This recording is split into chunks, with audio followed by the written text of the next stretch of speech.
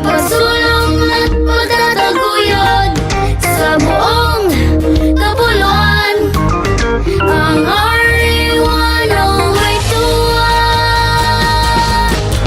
Sa bayanihan, may RA1 ay tuwan. Sa panahon ng kalamidad, ang mga bata ay pangalagaan. Sa bayanihan, may RA1 ay tuwan. Sa panahon ng kalamidad, ang mga bata ay pangalagaan. Wow! Sa bayanihan, may RA1 ay tuwan. Sa panahon ng kalamidad, ang mga bata ay pangalagaan. Sa bayanihan, may RA1 ay tuwan. Sa panahon ng kalamidad, ang mga bata ay pangalagaan.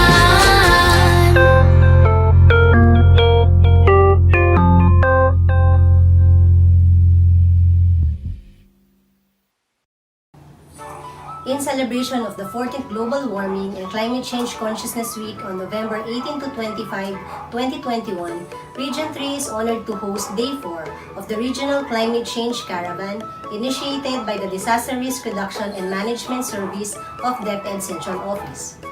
With the regional theme Eco Thinking for Sustainable Living, let us officially start the program by singing the Philippine National Anthem, followed by an ecumenical prayer and the DepEd Region 3 hymn.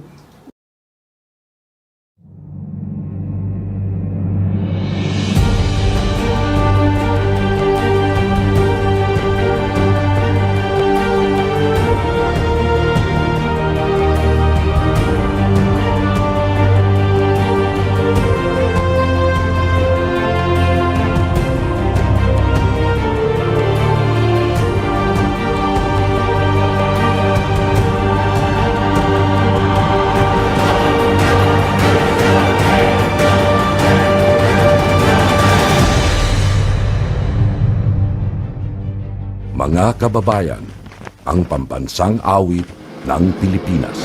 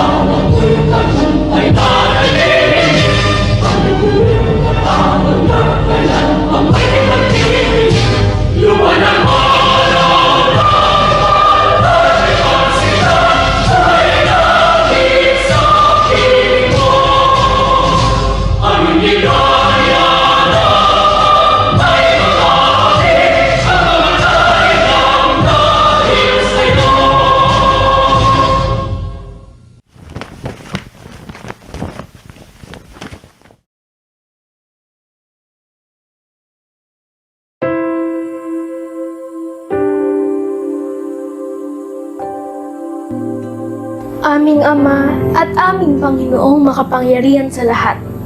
Kami po ay patuloy na nagpupuri at nagpapasalamat sa iyong kadakilaan sa bawat isa sa amin. Pinupuri at sinasamba ka namin sa iyong walang sawang pagmamahal at pagpapala sa aming buhay. O Ginoo, kalungkot mi po, ingmi kasala kami po, atin kami pong agawang kasalanan, balumi po karapat dapat kingkikang agapan. o ginuming mayukaya, malugod at mapagpatawad. Kumpisal mi po, ingke kaming kasalanan, sisising tapat, ingke kang agapan. Pagkaluban niyo kami pong kapatawagan, dakal pong salamat. Allahumma inna nas'aluka al-afwa wal-afiyah fid dunya wal-akhirah. Allahumma inna nas'aluka al-afwa wal-afiyah fi dinina wa dunyana wa ahlina wa amwalina. Allahumma astur awratina wa amin rawatina wahfazna min bayni aydina wa min khalfina wa an aymanina wa an shama'ilina wa an fawqina wa na'udhu bi azamatika an nughtala min tahtina. Allahumma amin. Kami itaas, na palabiyaya, idi kami kalbi, na di kayo apagmamahal, na patuloy akalbi mo da kami, di kami ang makadapat mi, igeged mi di kaw, ipagkalenga, na bensami o mahalon, ipag-asa ay ipagkaloobyo, mga hedep, paman uwan, nakisakit, aki kadamdaman. Idolwan kat pagkikaysaan na kami at Diyos mo. Iti pinangyaripas mi kadagati kadakyo. Ipaayo kada kami di siribo ama, kitikan na kami di hasimbang kan nagkaysa manulot. Tapno maraming mi nakiti kadatmita. Kas nanumungan na at adipan mo. Isinasamo namin ang lahat ng ito sa pangalan ni Heso Kristo na aming Panginoon at tagapagligtas. Amen.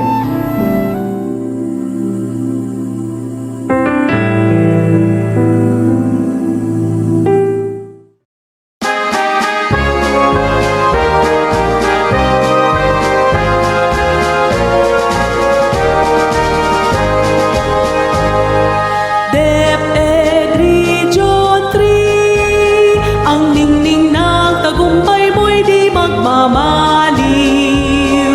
DepEd Region 3, ang laurel ng kagalingan ay sunong mo. DepEd Region 3, ika'y maogat sandigan ng karunungan, ika'y patnubay sa aming tatanglaw sa pag-ani ng tagumpay. Parangalan natin, ipagpunyi natin ang DepEd Region 3. DepEd Region 3, ang ningning ng tagumpay mo'y di magmamaliw. DepEd Region 3, ang laurel ng kagalingan ay sunong mo. DepEd Region 3, ika'y maogat sandigan ng karunungan, ika'y patnubay sa aming tatanglaw sa pag-ani ng tagumpay. Parangalan natin, ipagpunyi natin ang DepEd Region 3. Parangalan natin, ipagpunyi natin ang DepEd Region 3. Let us hear her warm message of welcome, DepEd Region 3 Director, Dr. May B. Enclar, Session 3. Climate change is considered as a global crisis which affects both developed and less developed countries like the Philippines. As a worldwide problem, climate change will not create new problems, rather, it will act as a catalyst to worsen the existing difficulties in less developed countries like decreasing resources for clean water and air, food security, and solid waste management. In the Philippines, Region 3 is among the country's hazard-prone areas, with typhoons and floods as the most common events affecting its 7 provinces. Having this in mind, it is but appropriate for us to make drastic efforts to help reduce the negative impacts of climate change through advocacy and education, not only for our young learners, but for all our employees, officials, and stakeholders. As part of the celebration of the 14th Global Warming and Climate Change Consciousness Week on November 18 to 25, 2021, the Disaster Risk Reduction and Management Service of the Department of Education spearheads the conduct of the Regional Climate Change Caravan in Central Luzon as an avenue to raise awareness on the climate change, focusing on reforestation, food security, waste reduction and management. DepEd Region 3, in support of the Global Warming Climate Change Consciousness, has also conducted the following activities. Project NARA, or the NARA 3, Receding for Resilience Advocacy, which aims to establish NARA 3 nurseries in 5 pilot schools to serve as source of seedling in future tree planting activities. Project Protect, providing tenable ecosystem for coastal townies, a tree planting activity in Barangay Pamarawan, which aims to plant 500 bitaog trees in an island community to provide protection and security. Project Hapag, a project that seeks to establish planting through hydroponics in schools. Camp Klima, or the Climate Change Camp, a webinar presentation focusing on awareness and improve advocacies to mitigate or adapt to the effects of climate change on food security. And the Bakawan Tree Planting and Growing Project, a project that seeks to conduct tree planting activities to protect the province of Aurora on its eastern boundaries with coastal lines of the Pacific Ocean. Through these various projects and activities, along with the integration of significant knowledge and information in our curriculum, we hope that we can contribute to the mitigation of the harmful effects of climate change and help advocate the good practices in environment conservation and protection among our learners and personnel. Welcome to the DepEd Region 3 Climate Change Caravan. A pleasant morning to one and all. Let us all now listen to the encouraging messages of the DepEd key officials, the mentor of DRRMS, Director Ronilda R. Co., the Father of Administration, Yusek Alain Del B. Pascua, and to represent the Mother of the Department, Honorable Secretary Leonor M. Briones, we have Yusek Diosdado M. San Antonio of the Curriculum and Instruction. To the Regional Director, Regional DRRMS Coordinator, Schools Division Superintendents, Division DRM Coordinators, School Heads, School DRM Coordinators, Teachers, Learners, and guests. Good day po sa inyong lahat.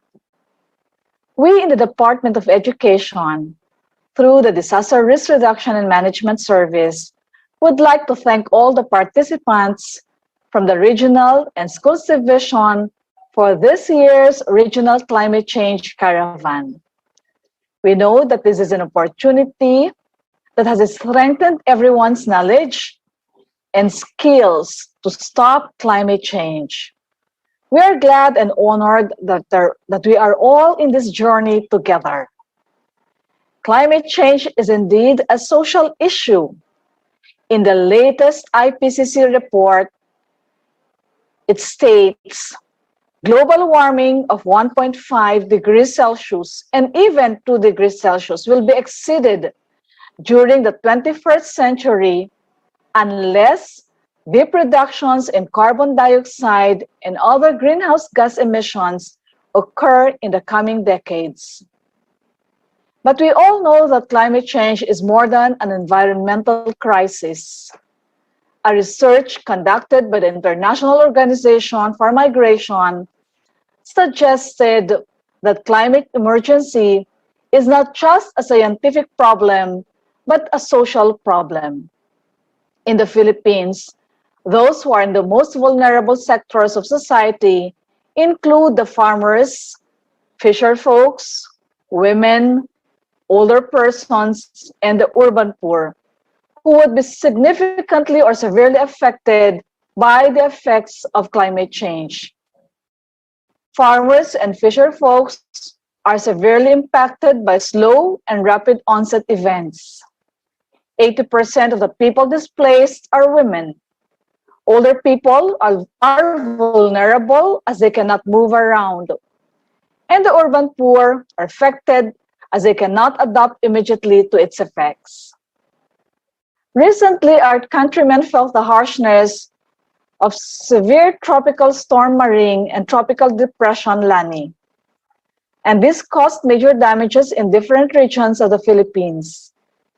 Now, more than ever, we are seeing the face of climate crisis in the form of heavier typhoons, floods, and more hazards. The United Nations International Children's Emergency Fund, or UNICEF, reported that children are one of the most vulnerable groups in society. The nature of their vulnerability to climate change is multidimensional. It is shaped largely by the physical, cognitive, and physiological sensitivities and changes that take place over the course of childhood. It is their right to have full protection against climate change. Together, let us protect our children by taking initiatives towards climate action. The Department of Education, through the Disaster Risk Reduction and Management Service, continues to achieve goals toward actions on climate change through the projects, plans, and activities of the Climate Change Mitigation and Adaptation Program of the DRRMS. Our major outcome in DRRMS is to empower the Filipino youth to become resilient and enjoy and exercise their rights to be safe and protected. We've been engaging with the youth to champion them towards climate action through our programs such as Change the Current, Climate Action Online Training for Adolescents, the Green Bit Initiative, Environmental Journalism Online Training for high school campus journalists and their school paper advisors, Kalikasan, Online Training for high school learners and teachers, and 5th National Climate Change Conference, as well as our booklet for climate action stories of children written by children. To enable more youth to engage in climate action, we're also integrating climate change in the curriculum and developing learning materials such as the microsite on curated resources for teaching climate change, Samot Saring Buhay, a toolkit on Philippine biodiversity, and Kalikasan, Likha at Lakas ng Kabataan para sa Kalikasan, a creative source book on the use of theater climate change education and action. The Regional Climate Change Caravan gives us the best platform right now to discuss climate change in the field and provide a platform for our learners to participate. Today, let us together work to empower the youth and take steps toward climate action and education. The Regional Climate Change Caravan gives us the best platform right now to discuss climate change. Let us maximize this opportunity to gain more knowledge and discover innovative solutions for a brighter future and save the world from climate change. Children will be our great companions in this battle. They are great learners and can be the greatest asset of society on climate action. Children have the best voices to be heard in fighting against climate change. As Greta Thunberg said, we are united and that we Young people are unstoppable. The moment we decide to fulfill something, we can do anything. The children is not the future, but they are here and now. And today, our role is to be their confidant and their greatest support to fight against climate change. Let us equip ourselves with knowledge to help our learners become climate change champions. Let us support their efforts and advocacy. Magandang umaga po sa inyong lahat.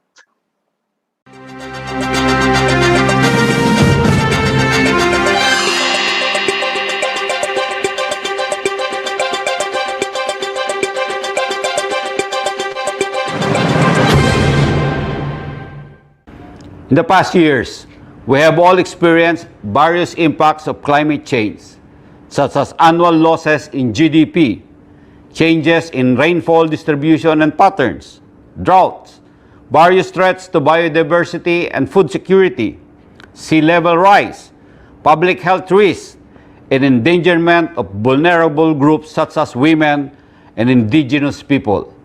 This is not hysteria. It is truly happening in our country and the rest of the world. With all the impacts of climate change affecting our country, building steps towards climate action has become an honorable act. It takes passion and dedication to move forward.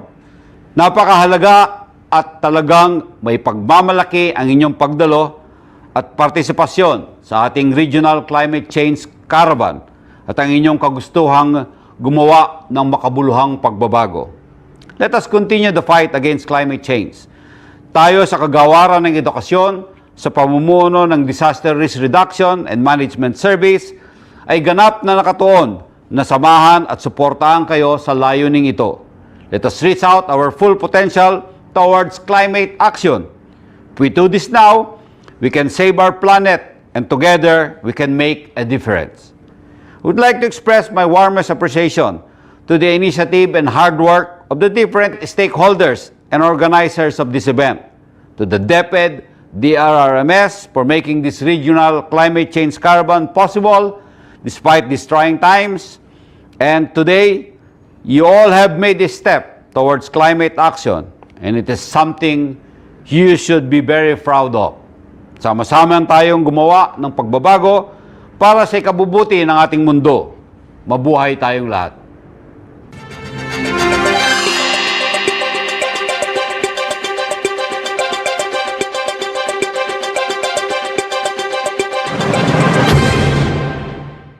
The Secretary of Education, Professor Emeritus Leonor Magtolis Briones, is glad to be able to join you in celebrating the 14th Global Warming and Climate Change Consciousness Week.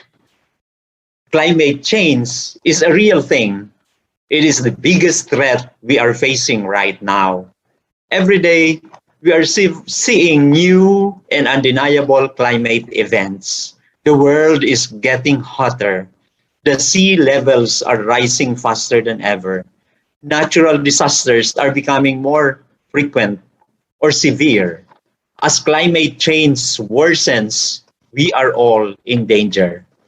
It can directly harm humans and animals, destroy the places where we live, and ruin people's livelihood and communities.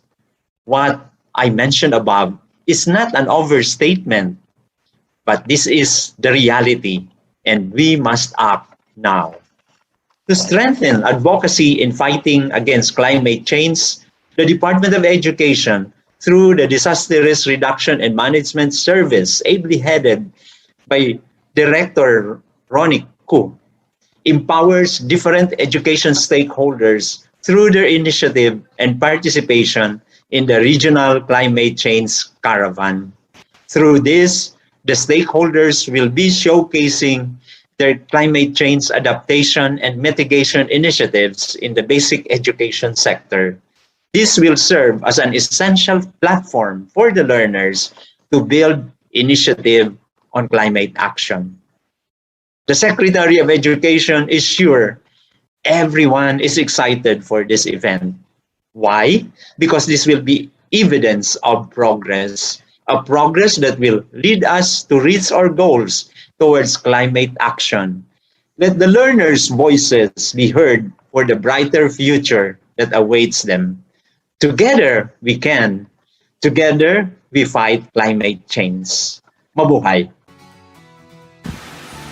The 2021 Regional Climate Change Caravan aims to increase awareness on the importance of climate change adaptation and mitigation to the different education stakeholders, showcase SICAM best practices in the basic education, and provide a platform for learners to encourage climate action. DepEd Malolos commits to advocate climate change awareness through various division and school initiatives to contribute to the goal of climate resilience and adaptive capacity to climate-related emergencies.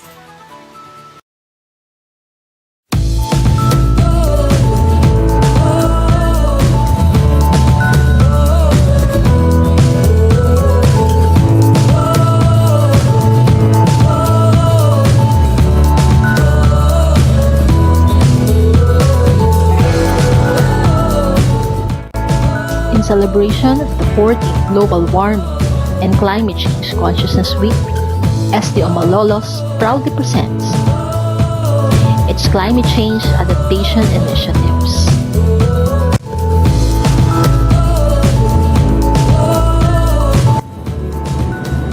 Greetings of love and peace to everyone.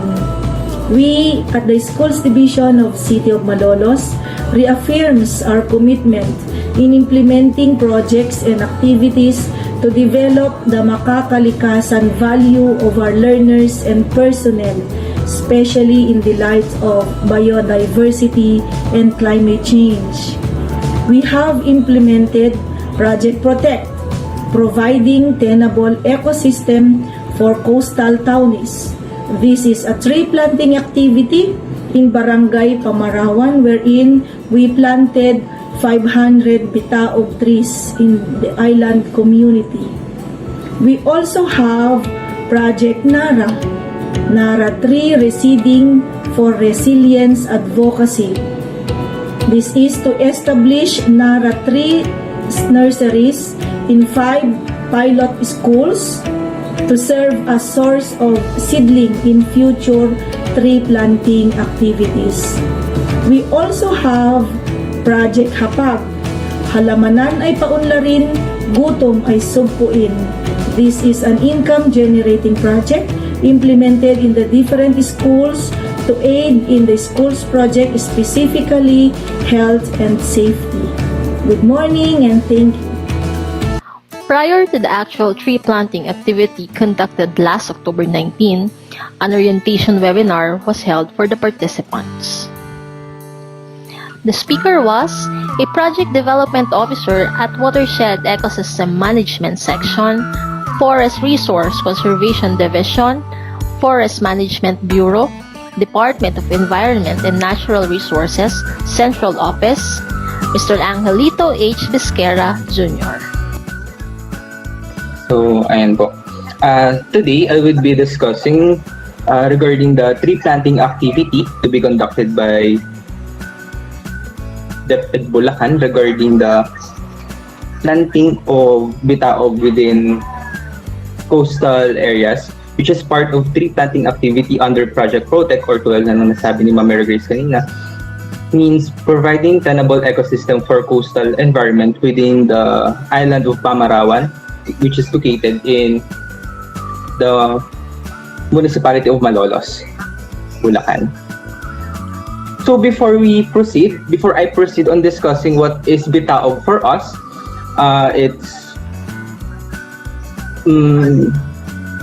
possible effect on the coastal ecosystem and also on the coastal communities, we should first be familiarized on what is the area where we intend to plant these three species. So, tulad nga ng nasabi ko kanina, we should familiarize ourselves dun sa lugar kung saan natin intend na itanim yung bitaog tree species. So, bitaog, just like mangrove species, do thrive on coastal areas. So aside from knowing that coastal areas ay yung ating boundary or transition between marine ecosystem and terrestrial ecosystems, coastal areas are also known as natural systems that provide major economic activities such as coastal lowland farming, fishing and tourism, and provision of human settlements with essential life support and development opportunities.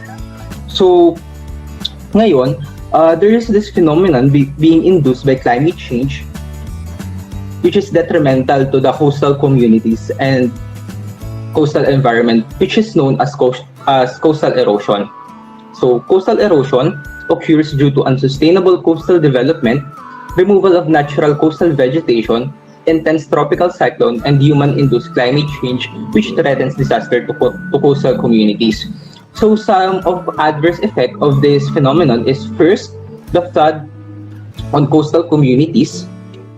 Second, freshwater contamination, which is very detrimental to the communities living within coastal areas. Kasi once they lack the source for fresh water, mahihirapan na sila kumuha ng nearby source of fresh water. And lastly, coastal erosion could also do damage on nearby coral reefs. So, in the Philippines, the Philippine coastal line reaches to 22,548 miles. So, just a brief background on Philippine coastline. 62% of the country's population and most of its major cities are located on coastal areas. And 21,313 miles of this 22,000 is susceptible to coastal erosion. And with a study conducted on San Fernando, Pampanga, it is estimated that approximately 20 million is the economic cost of coastal erosion that would take effect by 2100. So medyo malayo pa lang kasi nasa 2021 pa tayo. But nevertheless, given this projection, makikita natin na we need to take action in order to prevent this disastrous event na mangyayari pa sa atin. So pwede natin itong ma-prevent sa province of Bulacan. And ano ba ang pwede natin gawin para hindi natin to maranasan in the future? So one mitigating effort is through coastal reforestation. Tulad nga ng nasabi ni Ma'am kanina, ang una nyo palang target na itanim is mangrove. That is actually good. However, we should be familiarized to some adverse effect din nung over-planting of mangrove. Kasi maaaring alam lang natin is pag nagtanim tayo ng puno ay maganda na ito. Pero kapag nagtanim kasi tayo ng isang tree species which is not suitable sa isang lugar, pwede siyang makadulot ng bad effect rather than for our ecosystem to be better. One adverse effect nga ng pagtatanim ng excessive planting of mangrove is the algal bloom. So algal bloom is yung pagdami ng oxygen and therefore yung magkakaroon ng sobrang daming algae na detrimental naman sa ating fish resources kasi mamamatay na sila due to lack of sunlight na pwedeng naaagawan na sila ng mga algae. So ayun lang naman yung isang detrimental effect ng too much mangrove ecosystem na if familiar tayo, nagsu ang isang LGU dahil kinasuhan nila ang DNR kasi nga sobra daw yung pagtatanim nila ng mangrove. Pero hindi ko naman sinasabi na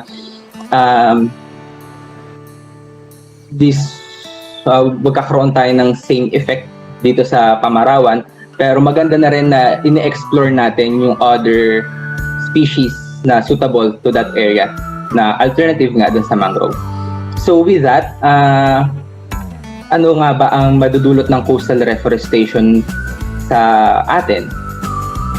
So, coastal reforestation is known as feasible and practical activity for communities to protect their land from sea level rise, climate variability, extreme events, and stabilizing coastlines and attenuate wave action. So, ito yung pinaka-basic na alam natin na pwede nating makuha when we conduct coastal reforestation. So, aside from that, this would serve as buffers or the tree species adapted on coastal ecosystem are known as vegetated buffers. So, ano bang ginagawa nito? It absorbs storm water, slows its overland flow, and breaks the direct impact of raindrops or wave splash. The plant roots also bind and secure soil and help improve the stability of the area. Aside from that, we should take into consideration nga that the species that we would be planting are salt tolerant. Kasi alam naman natin na since it is adjacent to marine ecosystem, the salt breeze would make the planted trees be susceptible to their death and would not lead to their success in growth. So salt tolerant plants with extensive root system and adaptive to soil saturation, salt spray, and wind and wave energy can help address coastal erosion. So aside from that, unplanted tree species within coastal areas could also provide a source of timber. So timber trees and source of food to promote food and livelihood security, or other trees with cultural significance, such as those that are used medicinally or for wood carving. So ito na yung bukod sa meron na tayo makukuhang benefits to ensure the safety of our coastal environment. Meron din tong kaakibat na livelihood for our coastal communities.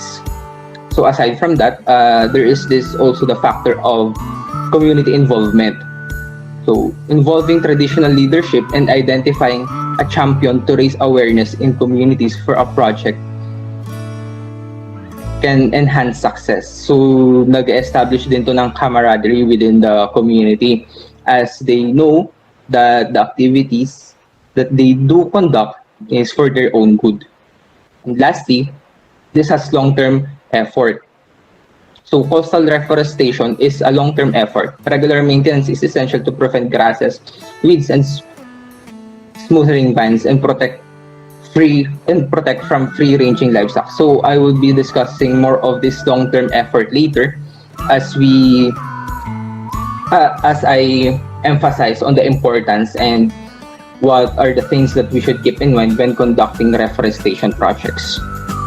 So, isa nga sa, tulad nga ng nabanggit ko kanina, isa lang ang mangrove sa species na pwede nating pamilian when conducting coastal reforestation. And due to availability of seedlings nga na nakuha nyo sa DNR, ang isa nyong na-consider ay ang bitaog. So, bitaog or Calophyllum inophyllum is a tree that is native from East Africa through India and Southeast Asia. So itong puno na ito is hindi natin makikita sa western part of the globe or doon sa American and European regions dahil nagka-thrive lang talaga siya dito sa East Africa through India and Southeast Asia kasi hindi siya tolerant sa freeze or sa malalamig na klima. So tree of tropical coastal areas that tolerates wind, salt spray, drought, and brief periods of waterlogged soil. It does not tolerate much shade nor cold weather. So kaya din siya suitable sa ating coastal areas kasi kaya niyang i-tolerate yung direct sunlight. Unlike dun sa iba nating forest trees na kailangan nila ng lilim before sila mag-grow kasi otherwise mamamatay sila dahil sa sobrang init or dun sa scorching heat of the sun. And bitaog also tolerates wide range of soil, especially shallow and saline soils. And lastly, not likely to become an invasive pest due to its slow growth and large water distributed seeds. So ito yung isa talaga sa kino-consider namin as foresters na dapat yung itatanim nating or yung i-introduce nating puno would not be invasive kasi baka mamaya ma-overpopulate niya yung natural ecosystem thriving with that area, and we can be ensured that planting bitaog would not lead into that event. So, a better understanding of what is bitaog,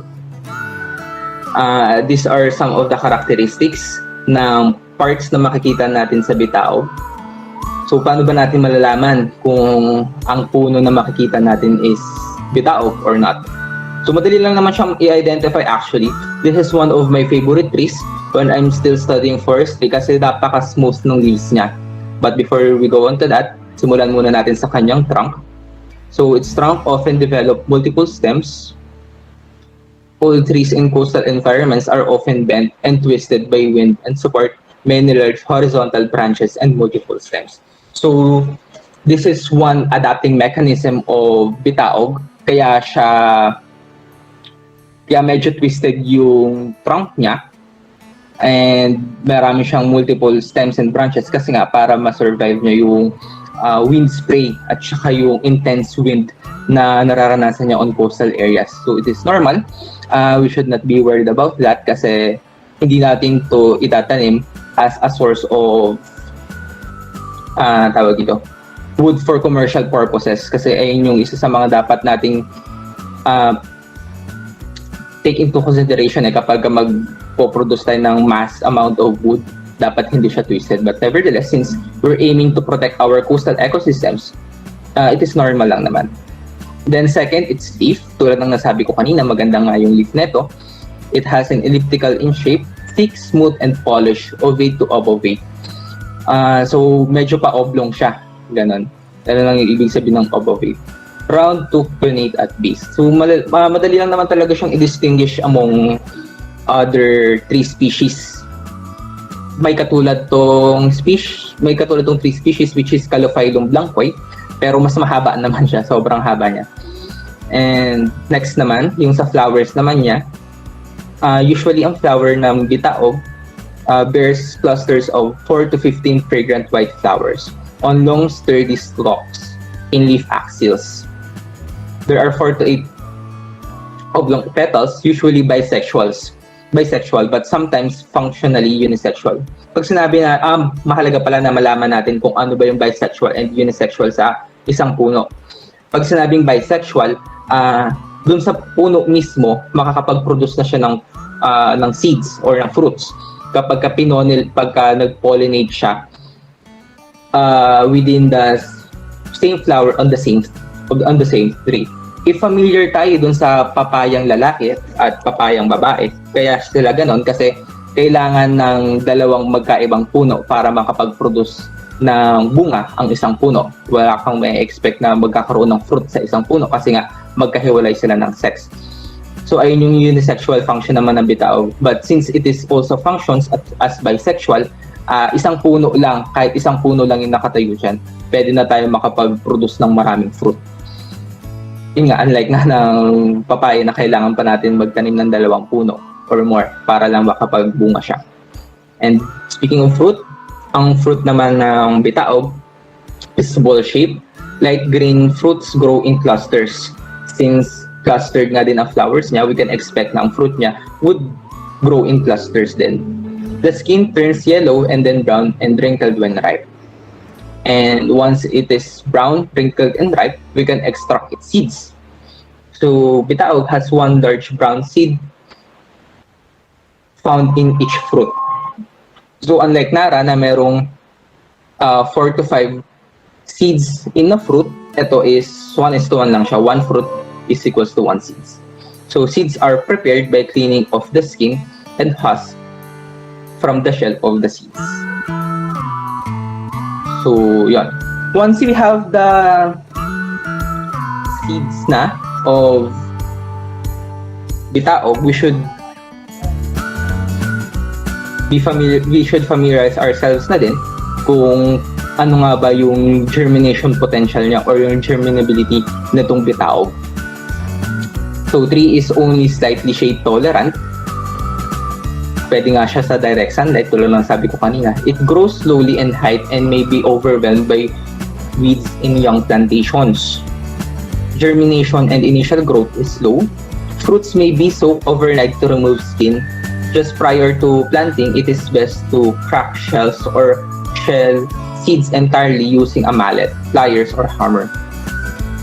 So a study was conducted, and it was found that an average germination time for bitaog is equivalent to 22 days for seeds fully shelled, 38 days for seeds in cracked shells, and 57 days for seeds still in their shells.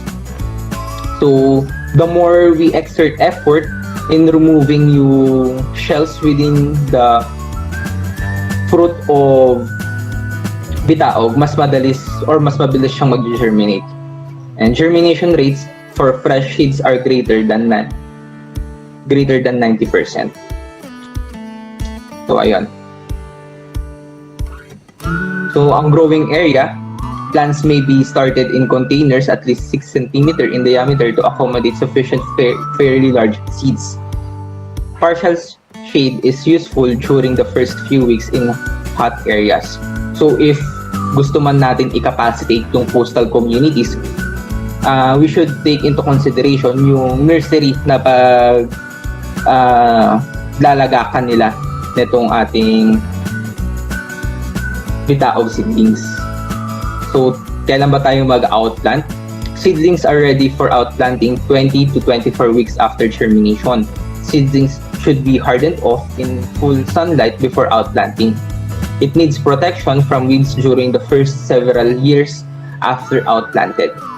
So, ito, kailangan natin to i-consider kasi although, diba, okay na yung nakuha nating seedlings from DNR, hindi dapat tayo titigil sa pag-conduct lang ng tree planting kasi dapat mamaya ko na itong i-discuss, pero just a brief discussion nga. Kapag hindi natin inalagaan ang ating mga tinanim na seedlings, is hindi natin ma-ensure na ma-attain ng mga seedlings na to ang maturity. So tulad din ng pagpapalakas sa bata, hindi sapat na inuluwal lang natin yung sanggol, kailangan natin itong alagaan further until na kaya nilang makapag-sustain or kaya nilang mabuhay mag-isa.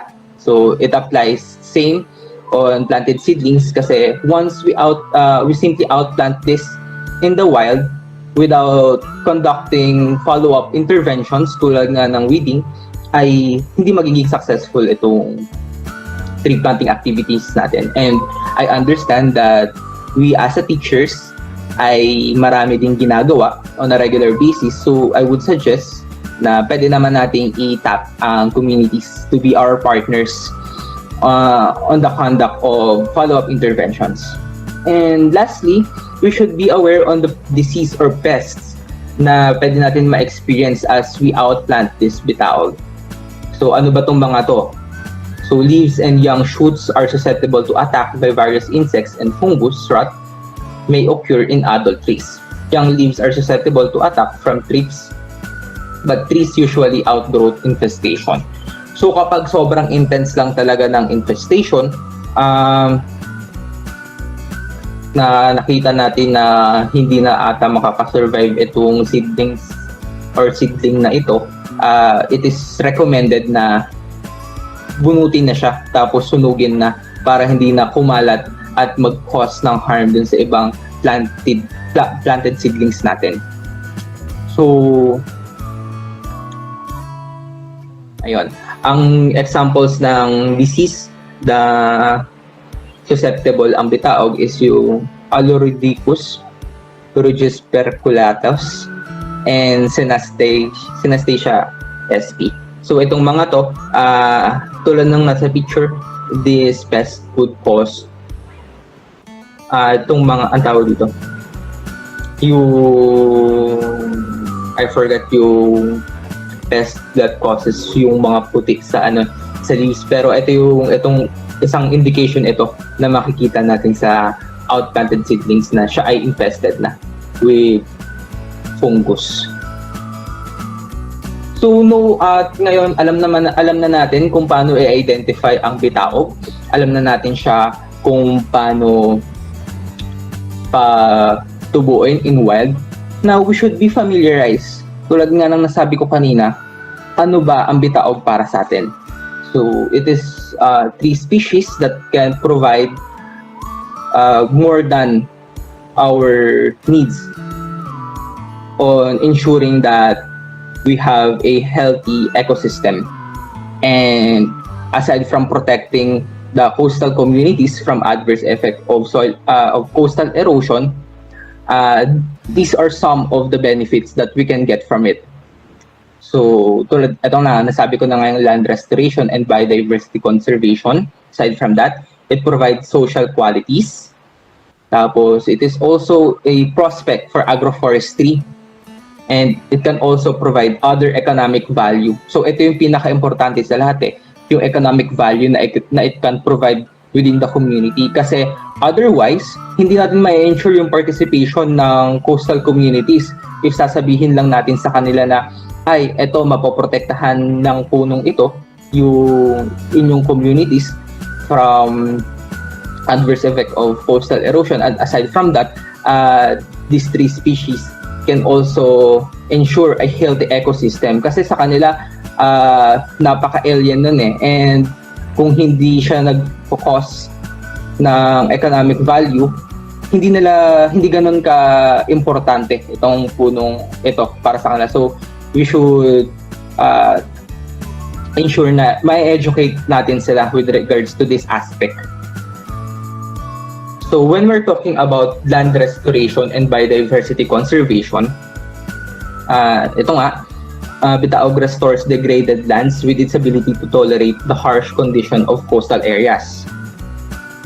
Aside from that, nakakapag-enhance din siya ng biodiversity within coastal communities or coastal areas as it supports biodiversity and enhance ecosystem services.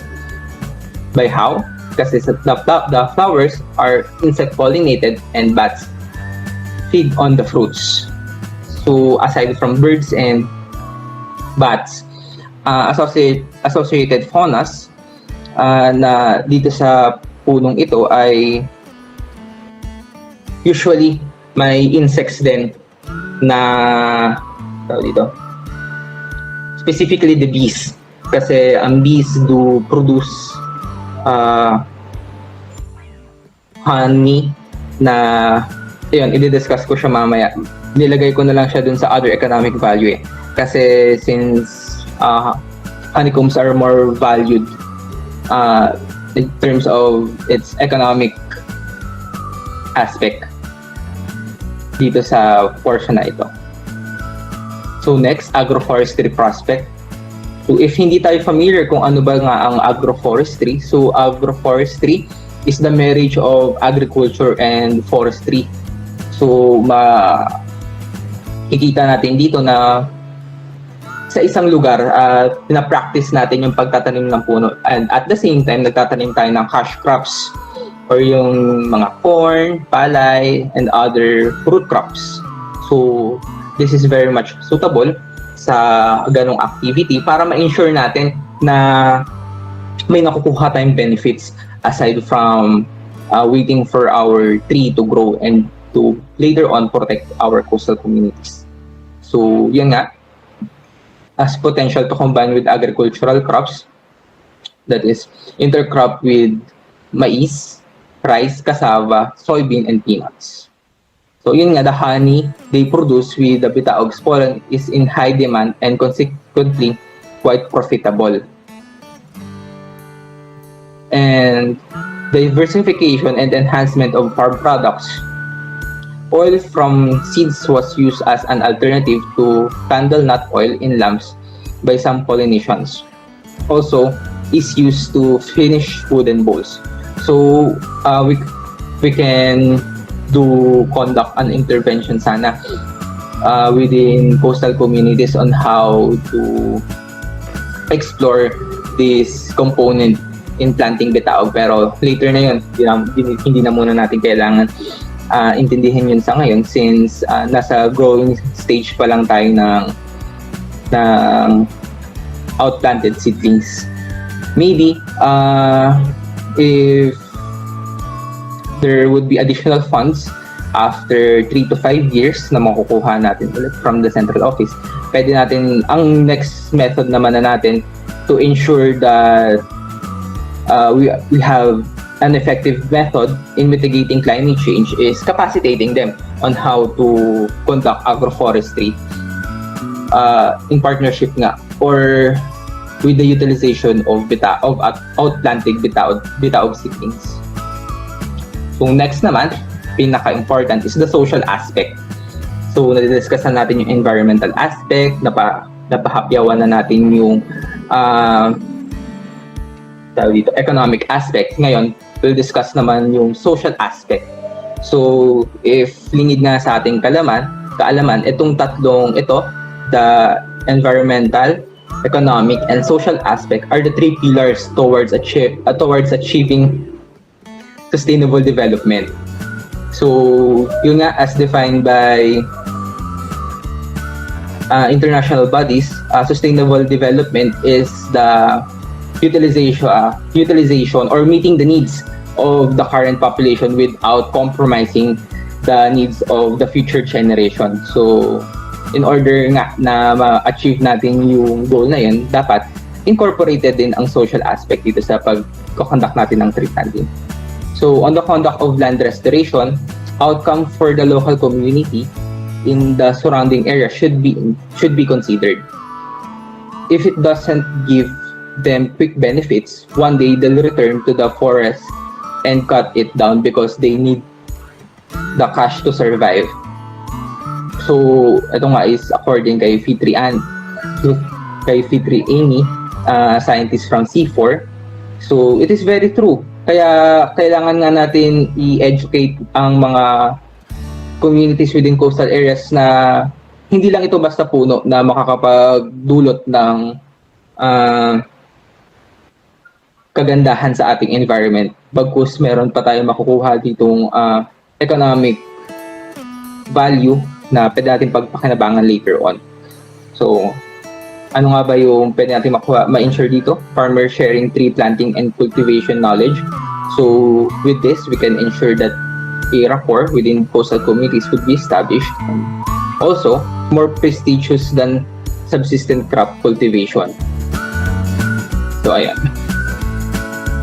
So, next naman, on other economic values of these three species. The wood has fine, lustrous texture that shows a distinctive interlocked grain. So, ito yung interlocked grain, yung itsura. Ito yung itsura ng furnitures or ng mga kasangkapan sa kusina na ating nakikita na siyang nagiging attractive para sa atin. Ang tawag dito sa feature na to or sa itsura ng wood is interlocked grains. It is white and red when fresh cut and ages to reddish brown, often used for paneling and furniture. And also, it is traditionally used in boat building. Nung sobrang dami pa ng bitaog sa ating coastal areas, ginagamit siya for boat building. So, ayun. So, aside from that, bitaog is also seen as source of bioenergy. A mature tamano grove or bitaog grove can yield up to 20 tons of crude oil per hectare each year. In the Wonori district of Central Java, Indonesia, a study shows that cultivating tamano or bitaog for bioenergy on degraded land can achieve multiple benefits for farmer while restoring the land as well as helping to reduce the country's reliance on fossil fuels. So, in a nutshell, isa din tong sagot sa lumalalang condition natin or sa na-experience natin na climate change as it can reduce our excessive production on carbon dioxide.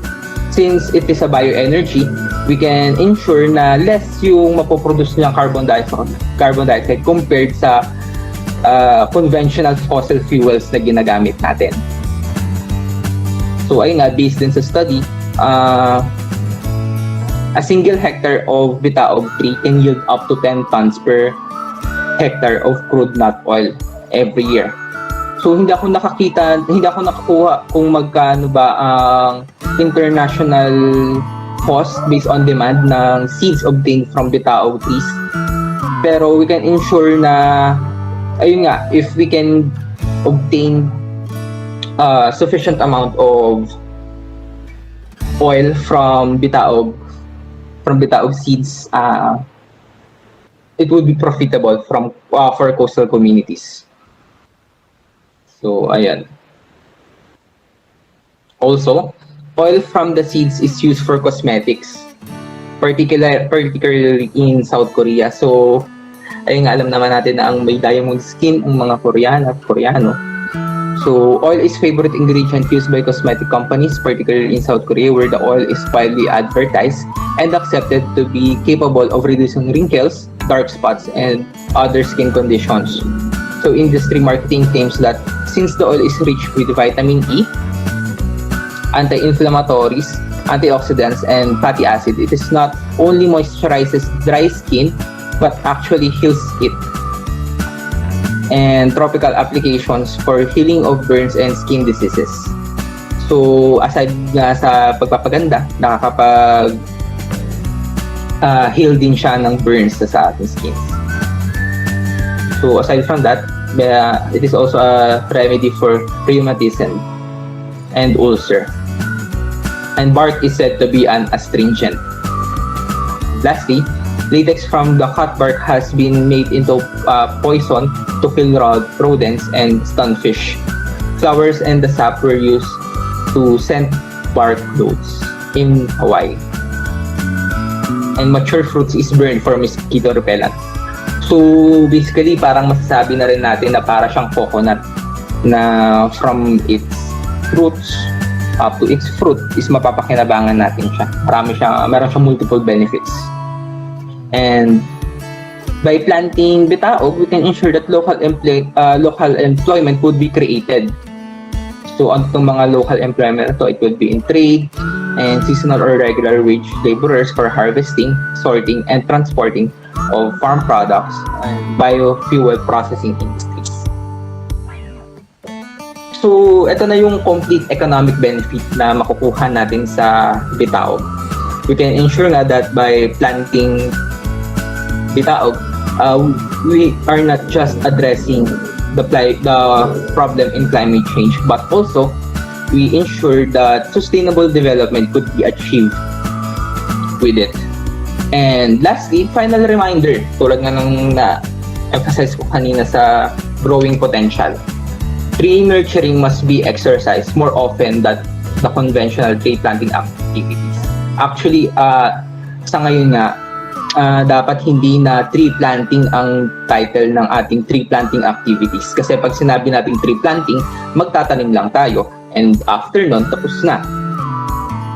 But rather, dapat gawin na natin siyang tree nurturing activity. Kasi dapat natin talagang tandaan na hindi tayo matatapos sa pagtatanim ng puno. Kasi pag tinanim natin yan, itong mga outplanted seedlings is susceptible sa other competitors like yung weeds and other pests and diseases. And para ma-ensure natin na ma-achieve natin yung goal na ating gustong marating sa pag-conduct ng activity na ito, dapat yun, ma-nurture natin siya. So seedlings must be nurtured to be able to stay alive long enough for them to grow into robust foliage that can shield the bare soil from extreme heat. So in the period before they become self-sustaining, tulad ng nasabi ko kanina na analogy with raising our children, they require intensive care, which is the primary mission of tree nurturing. Because of the lack of big trees in the area, the land is often exposed, making it extremely dry and hard for new seedlings to grow up. So ayan, kung hindi natin iiwasan na mapabarkada sa masasamang tambay sa kanto ang ating mga anak, di ba? Hindi natin may ensure na lalaki siyang maayos. So tulad din sa pagtatanim ng puno, dapat i-ensure natin na lahat na magiging harmful or mag-serve as hindrance to to attain its full maturity, we should do all of the interventions necessary to achieve that. So with that, thank you everyone for listening.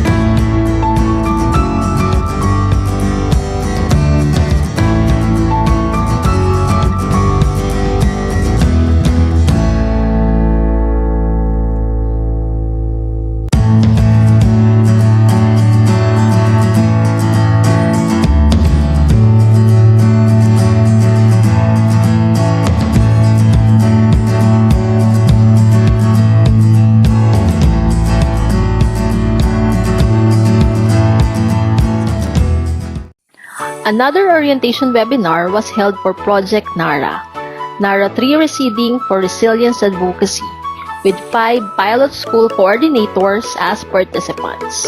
Again, Angelito H. Bisquera Jr. served as the resource speaker.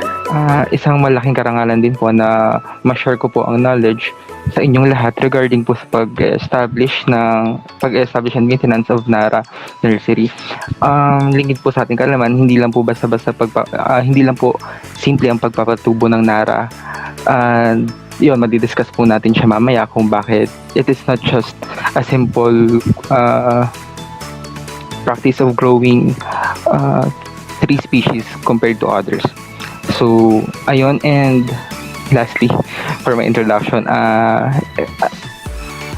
ang ganda no initiative ng project na to and yung objective. So, I would like to commend each and everyone na proponent na tong project kasi makakatulong nga ito sa dwindling population ngayon ng NARA. So, without further ado, I will start now my presentation regarding this matter.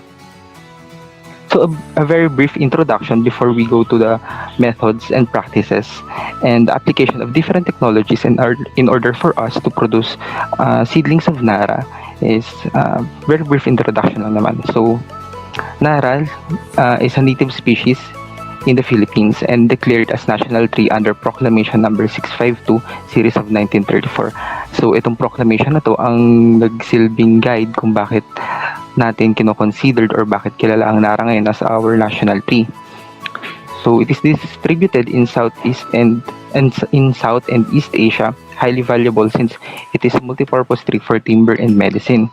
Its timber is remarkably used for furniture, paneling, and veneers because of its attractive color or its ripple marks.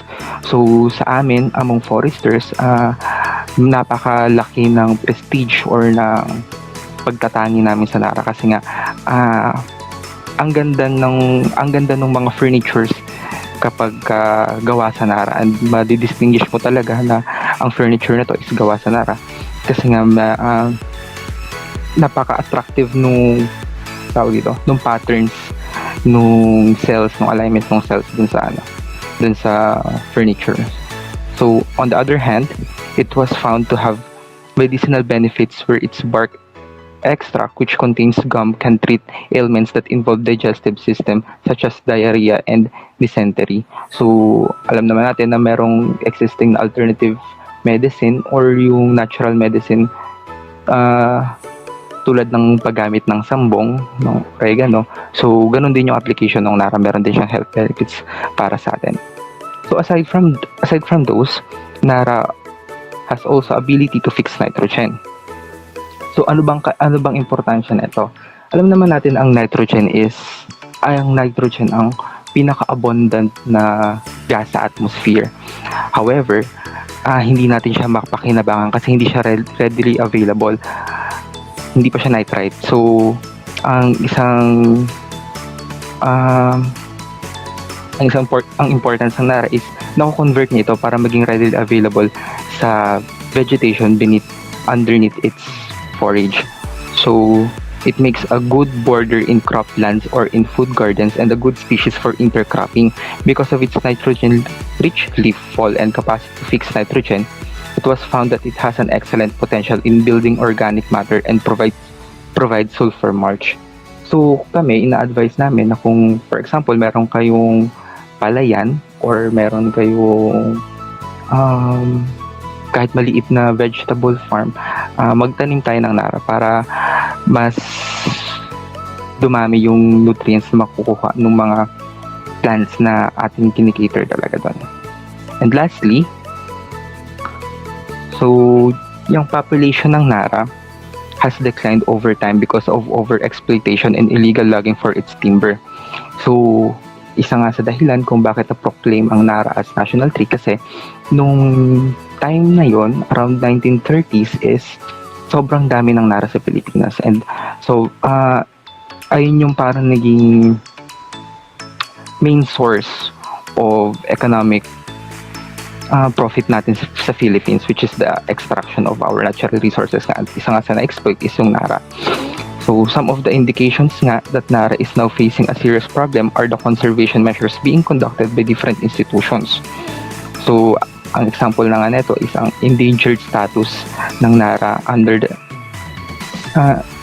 IUCN in the red list of threatened species at sa Philippines updated national list of threatened plants under DNR Administrative Order number 2 2017-11.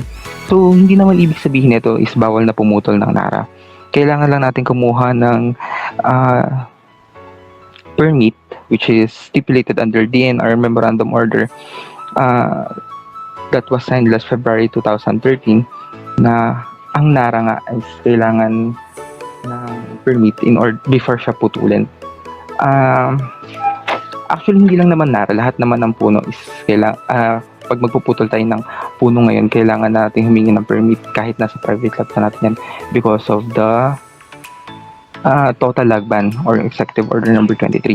Yung nga lang, special case ng NARA kasi instead na mabilis yung process, kailangan pa dumaan nung letter or yung request nung proprietor dito sa central office bago ma-aprobahan yung pagputol ng NARA. Kasi for example, magpuputol ka ng langmangga or magpuputol ka lang ng mahogany, pwede na yan hanggang sa PENRO level or the Provincial Environment and Natural Resources Office. Sila na yung mag-a-approve. Ayan. So, proceed na po tayo sa nursery-cultural practices or yung mga techniques and methods natin in order for us to grow NARA into maturity or at the stage na pwede na natin siyang i-outplant or pwede na natin siyang itanim dun sa talagang planting site natin. So, ito yung magiging outline ng aking presentation ngayon. So, una is we will discuss the planting stock, kung ano ba yung different planting stock na pwede natin gamitin, saan ba natin sila pwedeng kunin para tayo yung makapag-produce at makapag-germinate ng seedlings. Pangalawa is the potting. Siyempre, after natin kunin yun, at nag-germinate sila, kailangan natin silang i-pot. We'll discuss this further later. Then, pangatlo, the watering and shading. And lastly, the hardening phase. So, let's continue na. So, ito nga. First, we will discuss the source of planting stock. So, meron tayong tatlong source. Pwede tayong kumuha sa fruits or sa seeds. Pwedeng sa wildlings or pwede ding cuttings. So, elaborate natin ito mamaya isa-isa. So, unahin natin yung propagation using seeds. Actually, ang lingid sa ating kaalaman, merong dalawang varieties ang Nara na makikita lang natin yung pagkakaiba nila based doon sa appearance ng seeds nila. Although tinuro sa amin na ang isang method ng pag-identify ng pinagkaiba ng dalawang variety nito is through their leaf shape, pero hindi kasi siya constant. So, ito nga, yung dalawang varieties ng Nara is yung smooth Nara and yung prickly Nara. So, kung titignan sa leaf, dapat daw mas mahaba ang leaf ng prickly Nara. However, hindi kasi siya constant eh. Minsan yung ibang prickly Nara, same lang din ng leaf size sa smooth Nara. So, ang pinaka-distinguishing factor talaga between these two varieties is yung seeds, yung fruits nila, yung pods or yung fruits nila. So, bakit? Makikita natin dito sa...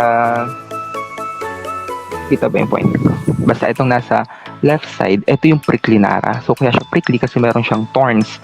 May mga prickle siya. And dito naman sa right side, ito yung smooth Nara kasi wala siyang thorns, ganyan. So, etong dalawang to, ito lang yung nakikita natin, diba? Kapag tayo naglalakad, tapos nakakita tayo ng Nara na may fruits na. So, ito ay fruits pa lang, hindi pa ito yung buto.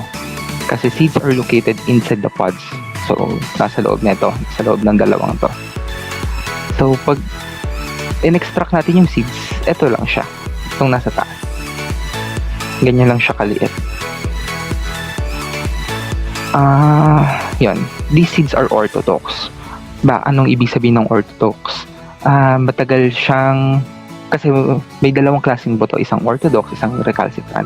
Ang orthodox, siya yung pwede nating patagalin pa or mababa yung moisture content niya sa loob, kaya pwede natin siyang i-store into long time. Whereas yung recalcitrant seeds, sobrang babasa ba siya, matubig siya sa loob, kaya parang after 1 or 2 months, mabubulok na agad yung buto. Kasi kapag hindi natin siya tinanim, yung tubig, ayun yung magpapabulok sa kanya. And yung orthodox seeds naman, since wala siyang tubig nga sa loob, is mas matagal natin siyang masustore. So, mas marami pa tayong time na pwedeng planuhin or pagplanuhan yung ating pagkoconduct ng pagtatanim nito sa ating nursery. And lastly, the seeds are often extracted to hasten the germination process. So, we will discuss this further later. So ngayon, alam na natin kung ano yung pagkukunan natin ng buto, alam na natin ang buto ng Nara, paano naman natin siya kukolektahin? So ang una nating consideration is ano bang puno yung kukolektahin natin? Hindi naman lahat ng puno ng Nara ay pwede na nating i-utilize yung buto niya para gamitin natin as planting material. Kasi we want na optimal pa rin or maganda pa rin yung genetic composition niya before natin siya i-outplant sa field. So, normally, nag-apply lang to sa plantation forest. For example, gusto natin magtanim ng Nara para pagkakitaan. Gusto natin itong ganitong characteristics. However, ngayon,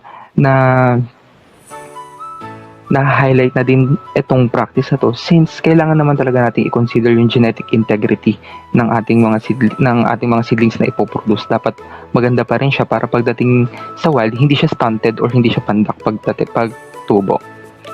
So, collect mature pods or of superior mother tree. Ano ba yung superior mother tree? So, ito yung iba yung mother superior pala. Mother superior na sa isip ko, nasa simbahan pala yan. So, yung superior mother tree ay ano lang siya, meron siyang tagline na ganitong characteristic. So, straight bole dapat siya. Tapos, dapat long, clear, merchantable bole. Tapos, uniform crown without heavy branches, no forking, free of pests and diseases. So, etong nasa pinaka left side, ito yung example ng mother tree. By the way, hindi pala to Nara. Gusto ko lang ipakita na ito yung straight bole. Ganyan, straight siya. Tapos wala siyang branches in between. At kung makikita nyo, wala din siyang forking. Wala siyang early forking. Ano ba yung forking? Ito yung nandito sa pangalawang picture natin. So, ito nasa gitna. Ito yung early forking na tinatawag. Kasi although, diba, hindi naman natin maiwasan na mag-fork ang mga puno or magde-divide yung main branch niya into 2 sub-branch. Yun nga lang, piliin natin yung puno ng nara na napakataas ng ganitong forking na hindi natin siya makikita ng ganito kababa. So, yun, ang tawag dito is early forking. And yung lastly, yung pangatlong picture naman natin yung nasa pinaka-right, ito naman yung maraming branch sa baba ng bowl niya or ng stem niya. So, ang tawag naman dito is wolfing. So, pag sabing wolfing, ang dami, kung makikita nyo hanggang sa baba, meron pa rin siya mga branches. So, i-avoid natin mag-collect sa mga ganitong puno na may ganitong characteristics na nandito sa second and third picture at pumili lang tayo nandun sa superior mother tree. So, alam na natin kung anong puno yung pipiliin. Ngayon, paano naman natin kukunin yung buto mula sa punong yon? So, ito na. Meron tatlong methods tayong pwedeng gawin. So, una by climbing, syempre akyatin natin yung puno, tapos manually natin kukunin doon sa branches niya yung mga puno. Bakit ganitong method? Kasi although diba meron tayong nakikitang mga buto or mga fruits dun sa ilalim ng puno, pero hindi natin kasi may ensure na yung mga fruits na yun, o yung mga fruits na yun or pods na yun is galing talaga dun sa mismong mother tree. Kasi ang seed dispersion, kapag nahulog yung buto, is hindi naman agad na kapag yung nasa ilalim ng puno niya is buto niya yon. Pwedeng galing yun sa puno ko ng katabi niya, and pwede din naman yun galing sa puno sa kabilang banda, ganon. Kasi pag dinala ng hangin yun, maaaring napunta lang sa kanya dahil yun, dinala ng hangin. So, by climbing, pangalawa is use of long poles with scythe or yung karet with aid of tarpaulin at the ground. Siyempre, kailangan natin i-ensure din na kapag tayo nagko-collect na ito is iiwasan natin siyang matouch niya yung ground. Kaya kailangan natin mag-lay ng tarpaulin.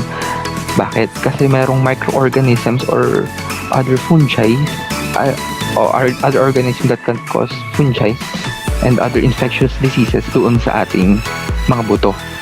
I-discuss natin kung ano yung mga yon at kung ano yung magiging effect niya doon sa ating mga seedlings. And lastly, pwede tayong mag-collect ng buto by shaking the tree. Although, kapag masyado na kasing malaki yung puno ng nari, diba, hindi na siya shake. Pero, nevertheless, kung meron naman kayo ma-encounter na bata pala na puno ng nari at nag-bear na siya ng fruit, ayan, you can do this technique. And also, just keep in mind na dapat meron pa rin tarpaulin sa baba para siya yung sasalo ng mga seeds na mahuhulog.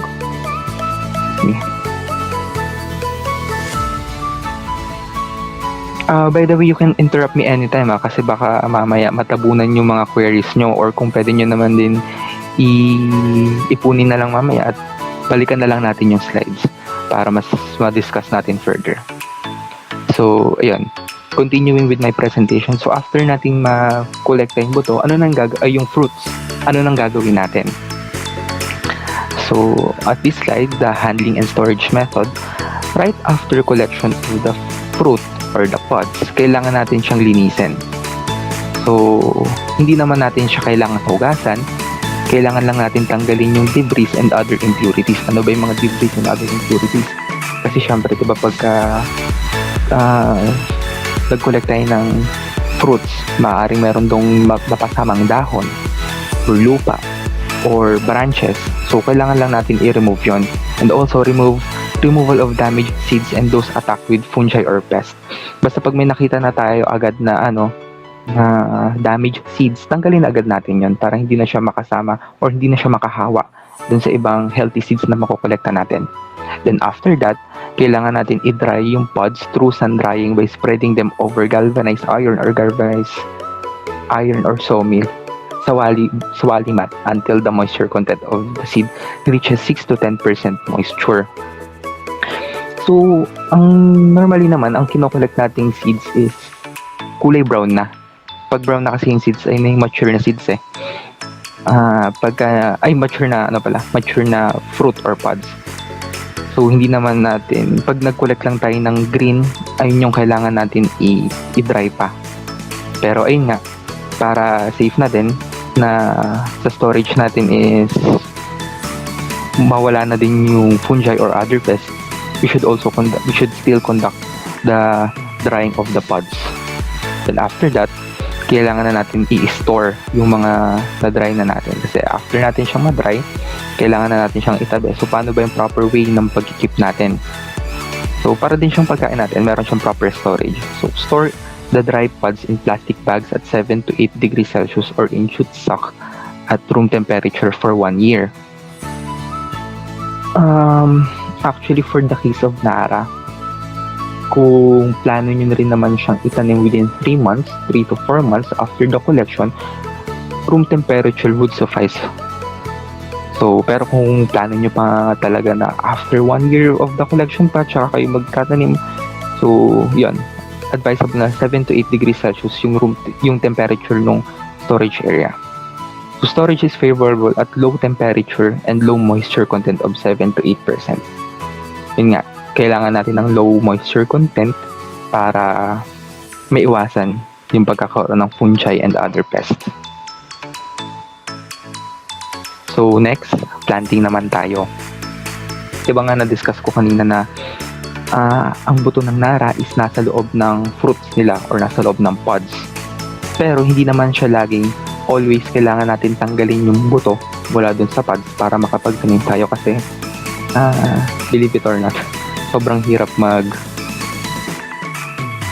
magtanggal ng buto ng Nara kasi this was my thesis nung ako'y undergrad and I need to extract 900 seeds of Nara, so medyo madugo talaga siya and sobrang hirap talaga lalo na kapag prickly na ring in-extract mo.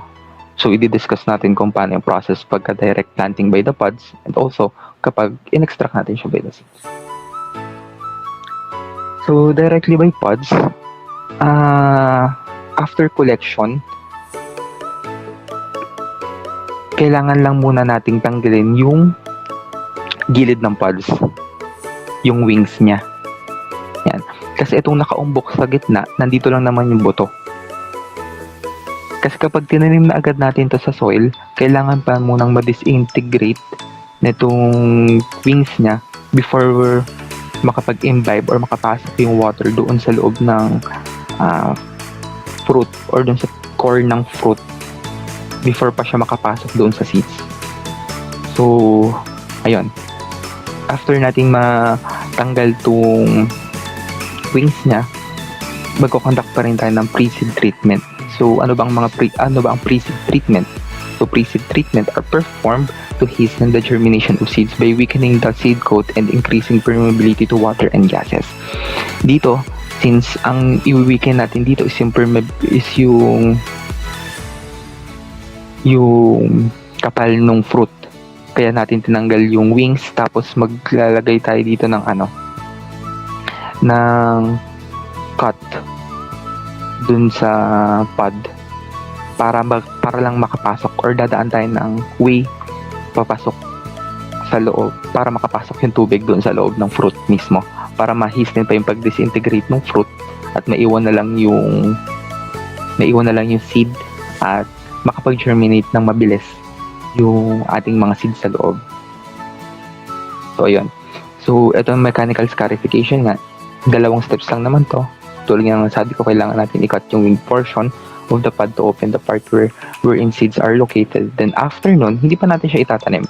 Kailangan muna nating i-soak yung water overnight para lumambot na rin yung fruit and also para ma-weaken na rin yung seed coat ng seeds nung nasa loob. So ayan. I hope malinaw naman to.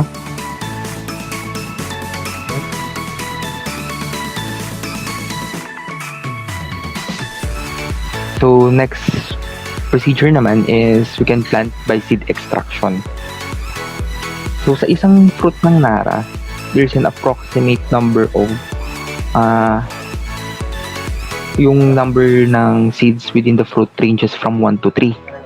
Minsan umaabot siya ng 4 pero on average meron talagang 3 seeds within the pod. So Nara has a seed count of 1,000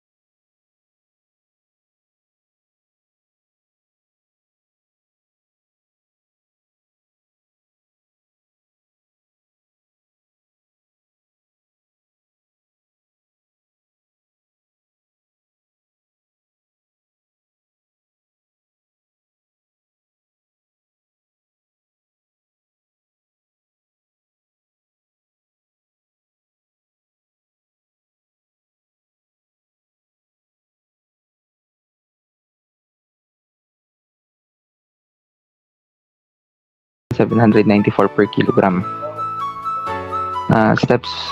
These are the steps naman on how to extract the seeds. So, after nga natin ma-sun-dry yung pods, para maging brittle siya, kailangan naman natin siyang manually extract by opening the pods. So, para ka lang namang nagbabalat ng saging. Yun nga lang matigas yung balat na kailangan mong tanggalin. Pero basically, ganun lang naman. You need the aid of tweezers.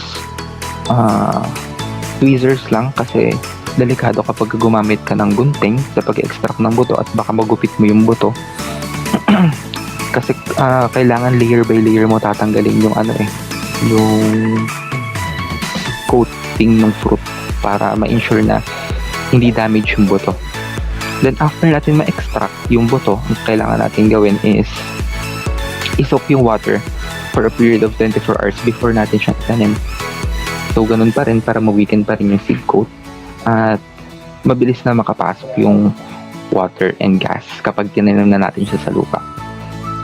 So meron din naman tayong isang option. Kung kailangan talaga natin magtanim na, meron tayong tinatawag na chemical scarification, which involves soaking the extracted seeds in concentrated sulfuric acid for 1 minute. Tapos after natin i-soak sa sulfuric acid for 1 minute, kailangan na natin siyang i-wash thoroughly with tap water before planting. Yeah. Ngayong alam na natin kung yung technologies and techniques sa pagko-conduct ng pre-treatment sa seeds, mag-proceed na tayo sa germination. Ang potting medium or yung soil na dapat natin gamitin should be sterilized, and this potting medium is composed of garden soil, core dust, and compost na may 1:1:1 ratio. So, kapag pag na-meet na natin to potting medium in the right ratio, kailangan natin siyang i-sterilize. Bakit? Kasi kapag hindi natin sterilize yung soil natin, maaari siyang makakos ng fungi that causes root rot. So, ayun, sterilization of the potting medium or the soil is done by heating the soil at 180 degrees Celsius for 8 hours. So, ano bang magiging effect kapag apektuhan ng root rot yung ating mga tinanim na buto? Actually, mag-germinate pa rin naman siya. Hindi naman siya mamamatay. Yun nga lang, affected seedlings will have a stunted or suppressed growth. So, may expect natin na kapag after 3 to 5 years, mas maliit yung growth ng puno na naapektuhan ng root rot kesa dun sa mga seedlings na hindi nagkaroon or naka-experience ng root rot. So, planting by the pod, tulad nga nung nasabi ko kanina, meron tayong dalawang method. So, ayun, i-bury lang natin yung half of the pod on the potting medium. So, imagine niyo yung piso. Ilulubog niyo lang yung kalahati ng piso sa soil. So, ganun lang.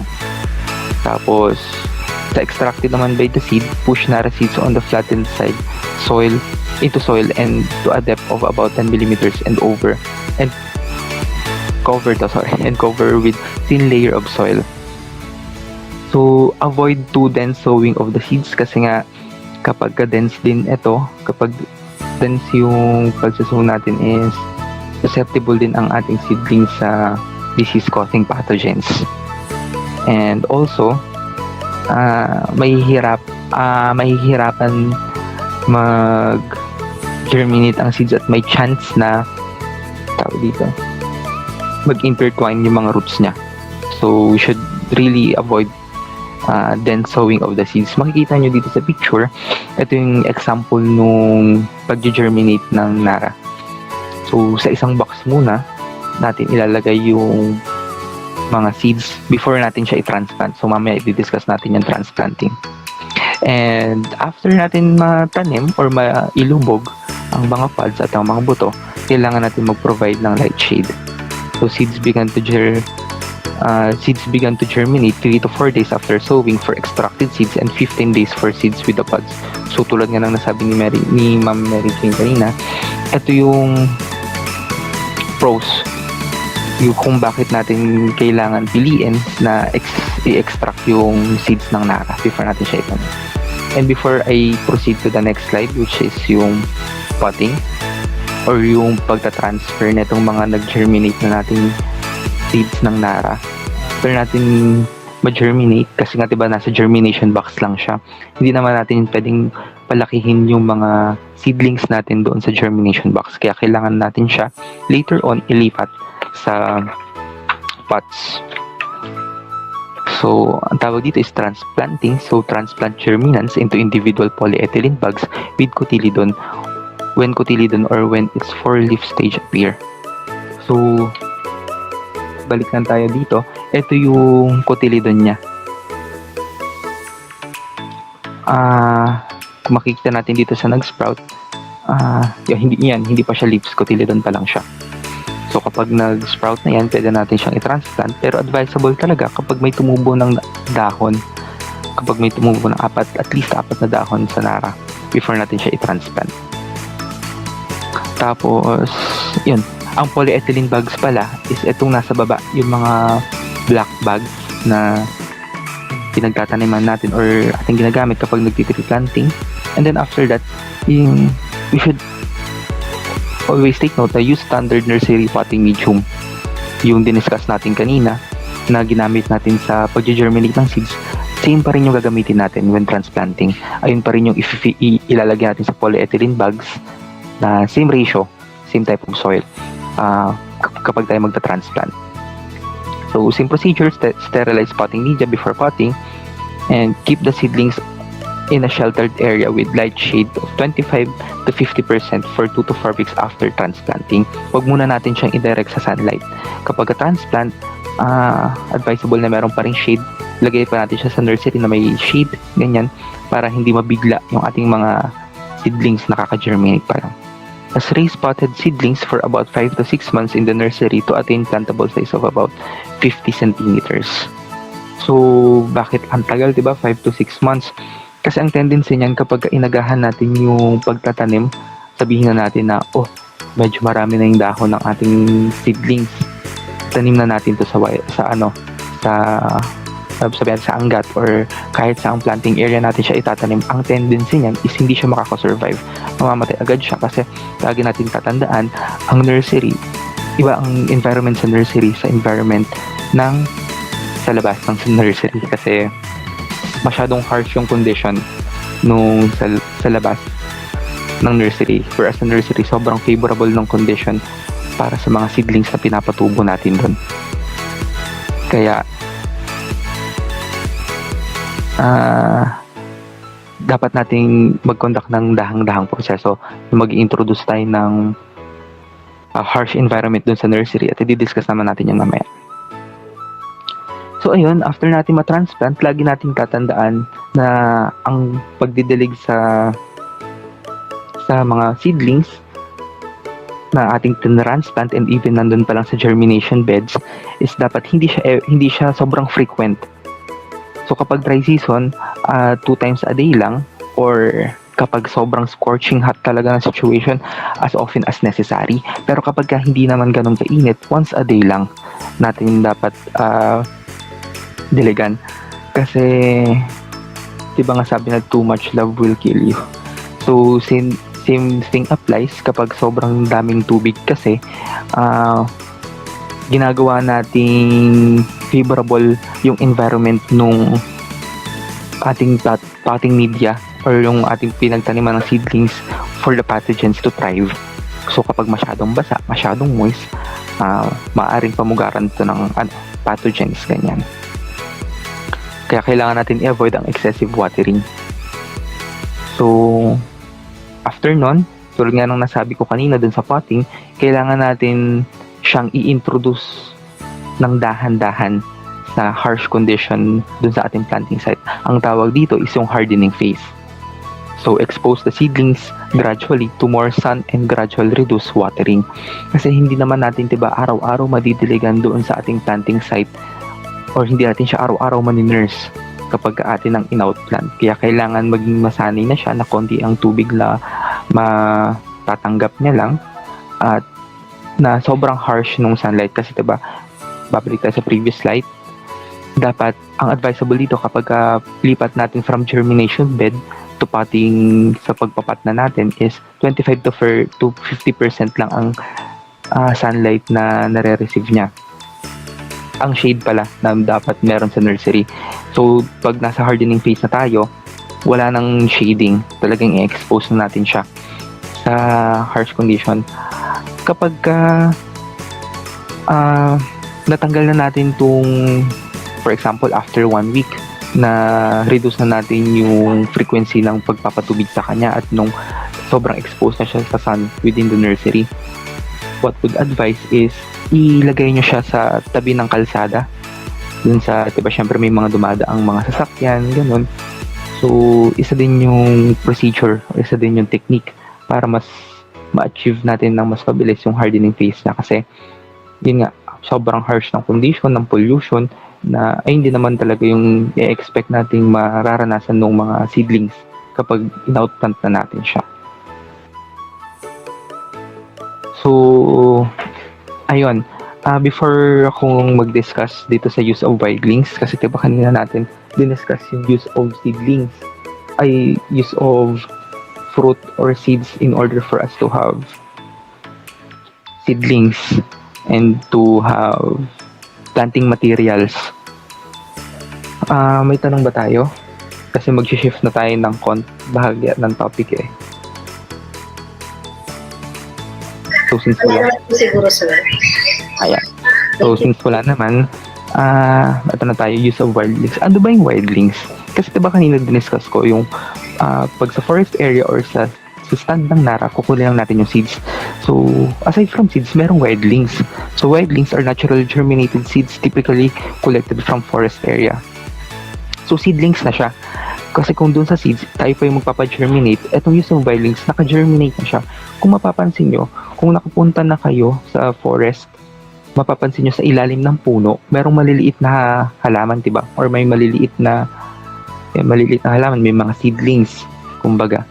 So, ayun yung mga seedlings ng punong yon na nag-germinate na. So, the use of wildlings ensures higher survival of planted seedlings as long as proper handling and transportation is observed. However, kailangan natin i-take note, no, na sa paggamit ng wildlings, maaaring yung wildlings na yun is hindi galing kay superior mother tree. So, diba din discuss naman natin kanina na yung mga seeds na disperse or na makikita natin sa ilalim ng puno is maaring hindi sa kanya nanggaling yun. So, pwede nating asahan na hindi ganun ka-competitive yung mga seedlings na to. Ayun lang yung isang consequences ng paggamit na ito. So, ang procedure is first, choose those that have diameter of not less than 3 mm and vigorously growing. So, syempre hindi natin pupulutin yung may cotyledon pa lang.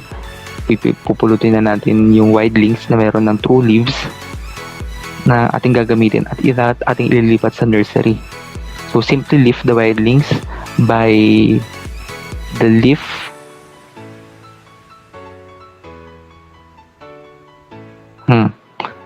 yan. Simply lift the wildlings and yung dapat tayo mag-iwan ng ball of earth attached firmly around the roots. Huwag nating pagpagin yung lupa dun sa seedlings. Isama natin siya dun sa nursery pagka dadalhin na natin siya sa nursery. So, para ma-ensure na intact yung root system niya, makakatulong na i-wrap yung ball of earth with banana sheet or plastic bag with holes.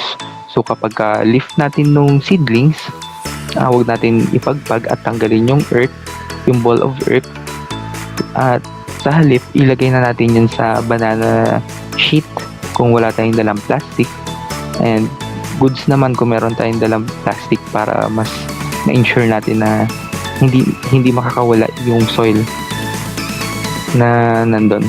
So bakit kailangan ng holes? Kasi syempre para maka-breathe pa din at saka para hindi tayo makapag-invite ng pathogens or ng fungi. So last step dito sa procedure is transfer the bolled wildlings sa potting media na may same ratio ng na-discuss natin kanina. And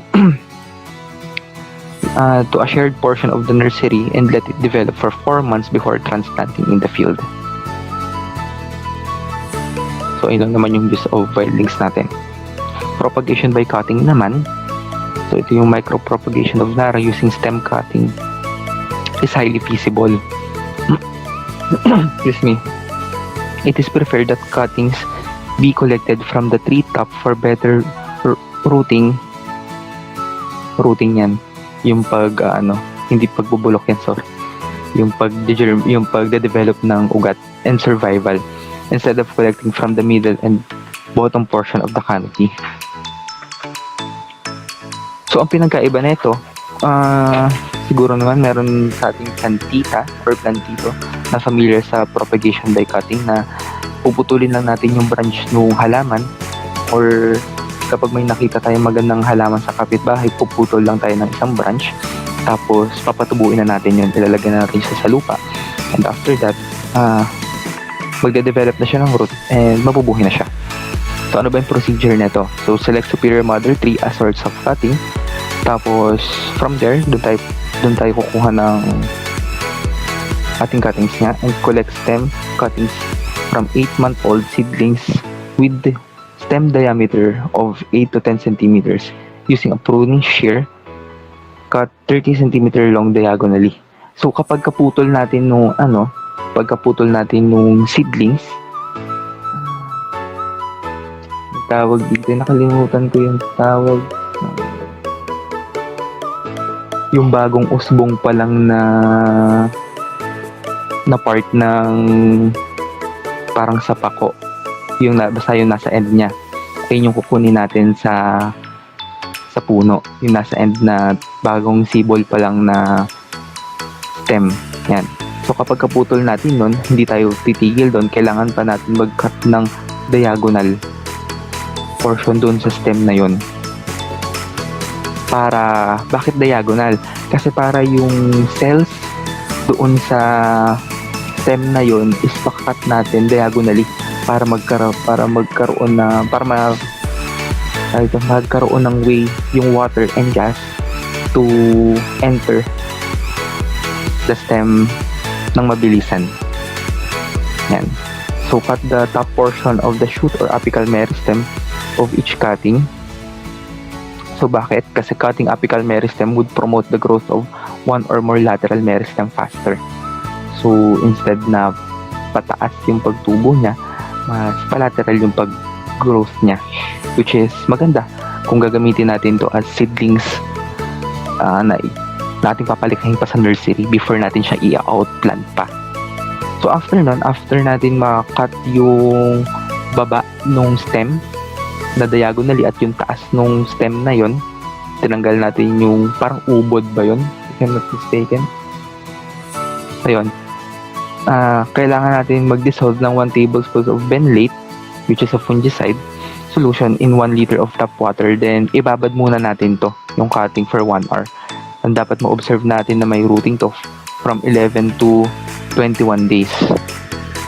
Kapag atin nang itinanim na dun sa ating polyethylene bag, hindi na natin to itatanim sa germination box kasi since seedlings na to, malaki na to kailangan diretso na siya sa polyethylene bags. Yan. Taking into account pa din na ang gagamitin nating lupa or potting medium is yung 1:1:1 ratio natin na discuss kanina. So, after nun, nasa last method na tayo ng pagkuha ng propagules. And last na is propagation by grafting. Excuse me. So, propagation by grafting is used when the purpose is one of the following. First, hasten reproductive maturity of seedlings, establishment of clonal seed orchard, clonal tests, clonal banks, or obtaining the benefits of certain rootstocks. So, yun nga, diba aside from the seeds, meron tayong by the use of wildlings, by the use of cuttings, and itong by grafting. So, dun sa apat na yon, ang maganda talagang pagpilian is yung grafting, tsaka yung, aside from the seeds yung grafting, tsaka yung cutting, kasi may ensure natin na galing talaga to sa mother tree. Kasi yung wildlings, medyo ambiguous pa nga siya kasi baka mamaya hindi galing naman talaga sa mother tree, makuha nating seedlings. So, yan. So, ang procedure sa pag-graft ng Nara is first, cut scions that were collected from the mature branch of selected Nara mother tree is necessary to make the cut clean and smooth with no fibers or either side. Make a wedge on the cut in one movement. So, ayan, makikita natin dito sa unang illustration na kailangan diagonal nga siyang ikat at ayun yung magiging scion natin. So, yung scion is yung nanggaling sa ating mother tree. So, immediately insert scion to the stalk after making the incision so that the sap will not cover the phloem xylem of the plant. The sap, if hardened, could block these parts of the cambium layer and may restrict the flow of nutrients. The ideal fair cut is 20-degree angle. So, ayun nga, alam naman natin na ang nutrients from the soil is nagta-travel sa ating branch or sa trunk ng puno at dumadaan yon at dinidistribute niya yun at to branches. So, imagine niyo paano kapag karoon paano pag na-harden yung sap doon sa gitna. So, maaaring hindi maging successful itong grafting natin at mamatay yung scion na ating in-insert doon. So, third step, after the two parts are brought together, tightly wrap them with plastic strip. Bind completely to cover the joint, as this will favor growth and restrict evaporation from the cut and entry of fungi at the joint. This is to maintain humid atmosphere. So, ayan. After natin na gawa tong step 3, after the two parts have joined together, remove wrap plastic strip and keep the plants in the nursery for some time to harden. So, same procedure as applies nung na-discuss natin kanina. Water the graded material regularly. Apply other normal nursery practices. So, remove sprouts below the grafted portion by root pruning. Excuse me. And paint the point of union to mark the grafted portion. So, para meron lang tayong reference kung saan ba tayo nag-conduct ng procedure or ng operation dun sa ating grafted seedling. So, after nun, hindi ko na diniscuss kanina dun sa pag-use ng wildlings, ng cuttings, tsaka ng grafting. Pero, after natin ma-successfully conduct yung mga initial steps, same rule applies. Kailangan pa rin natin keep in mind yung pag-water niya should not be excessive. Dapat meron pa rin yung shading. Kailangan pa rin natin i-consider yung shading na right after transplanting. Huwag muna natin siyang i-expose to super harsh condition. Then, last step, before tayo mag-outplant, kailangan natin mag-conduct ng hardening stage para mas masanay yung ating seedling sa harsh condition ng ating planting area. So, with that, I end my presentation. So, I'm good.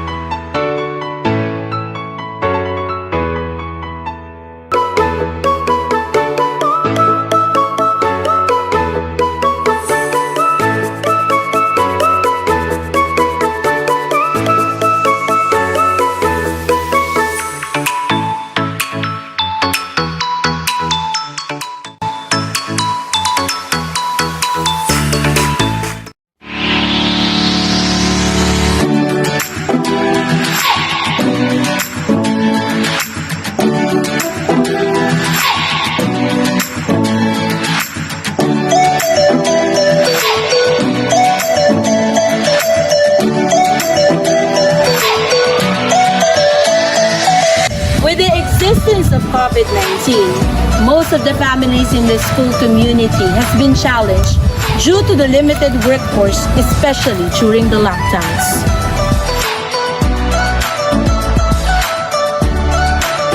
Some families, especially the challenged ones, experience food shortage, which may result to poor nutrition. Poor nutrition is detrimental to the health and to the academic achievement of the learners. According to the studies, learners who skip their meals, especially breakfast, was more likely to perform poorly in school, which could result to poor academic achievement. The nutritional status of the learners is a predeterminant factor of their academic achievement and their academic engagement. With this situation, the school community must work hand in hand for the improvement of the nutritional status of each of our learners, especially at this time of pandemic wherein health is a predeterminant of survival. Project Hapag aims to secure food for the whole school community, especially for our learners. This is Project Hapag. Halaman nanay paunlarin, gutom ay supuin.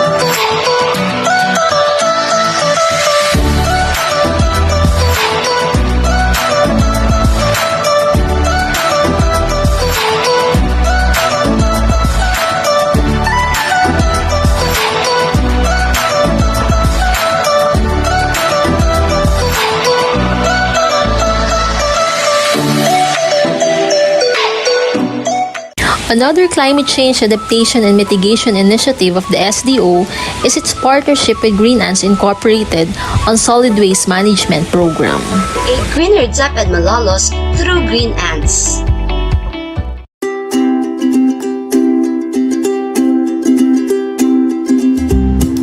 The partnership with Green Ants Builders Incorporated, a product and technology development company that uses waste as resource, started last January of this year. Referred by the Social Mobilization and Networking or SMN section, the Disaster Risk Reduction and Management or DRRMS section capitalized on the company's goal to divert waste away from the landfills. By recycling plastic waste, they do not only aim to minimize the amount of plastic waste that poses a threat to the environment, but also build a community of people who care. And this is where DepEd Malolos jump into the program with much dedication and enthusiasm. With the feedback that solid waste management programs in schools were unsuccessful due to the issue of collection, Green Ants came as the missing link. They answered the questions: where would the segregated materials go and who would collect them? Green Ants solve all the logistic problems and even encourage schools with the reward of wash facilities and hygiene kits.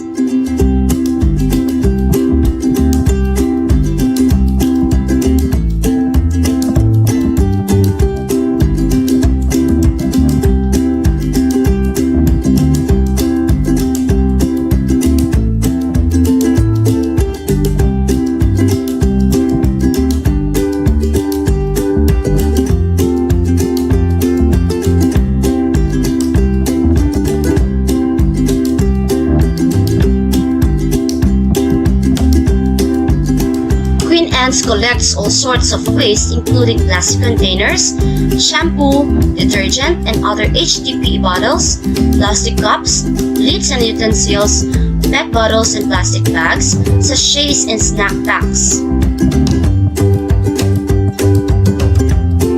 The plastic waste are shredded and mixed with cement and other constituents to manufacture green building materials like eco blocks and eco boards.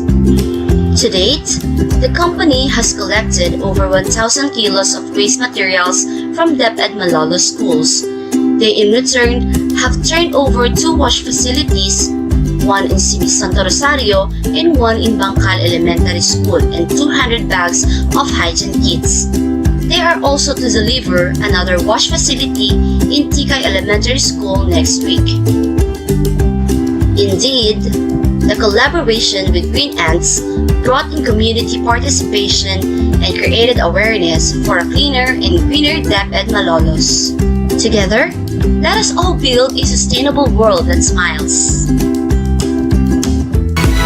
DepEd Malolos is committed to continuously advocate climate change adaptation and mitigation initiatives towards climate action. Education is an essential factor in the ever more urgent global fight against climate change.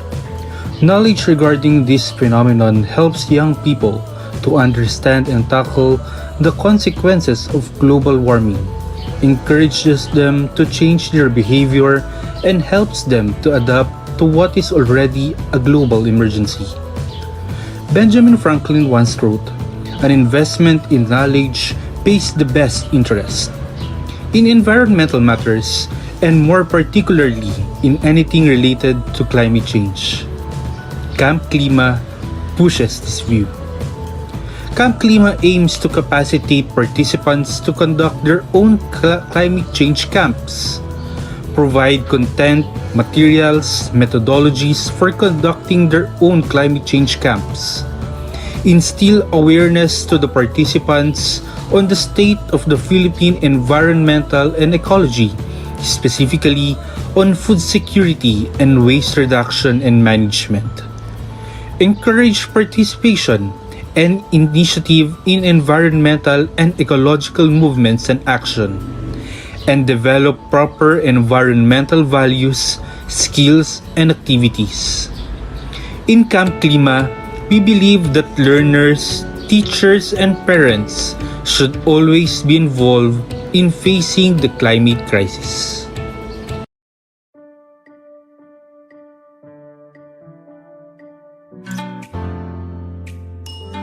I am protecting life on our planet. Day by day, with every single thing I do. I conserve the world's biggest forests. I safeguard the rivers and oceans. I stand up for coral reefs, rainforests, tundras, deserts, and grasslands. I work with communities in the Amazon, the Arctic, the Congo, and the Himalayas. I collaborate with the biggest companies on Earth to make their processes and their products more sustainable. I influence governments to create policy that recognizes and respects the importance of nature. I give a voice to all animals who call Earth their home. I'm protecting life on our planet. But because I'm with WWF, I'm not doing it alone. 6,000 staff. 6 million members. In over 100 countries. For more than half a century. businesses, foundations, governments, communities, individuals, and one iconic panda. together, we are protecting life on our planet, including our own.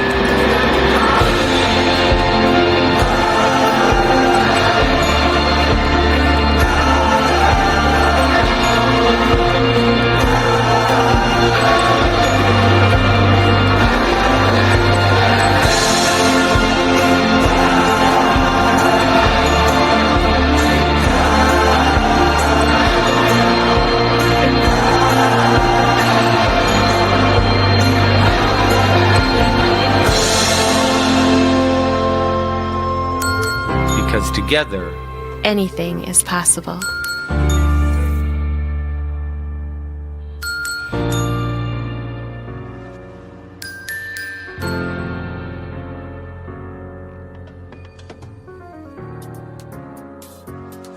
Hi everyone, this is Karen Dabasco, your WWF Philippines Ambassador, and I would like to take this time to congratulate the Department of Education, San Jose Nueva Ecija, for partnering with our Education for Sustainable Development. I know this will be a great platform for students to learn more about environmental education, proper waste disposal, and of course, sustainable production and consumption. I know that it's important for us to start instilling environmentalism in the minds of our future leaders. Once again, congratulations on this partnership. What does green mean?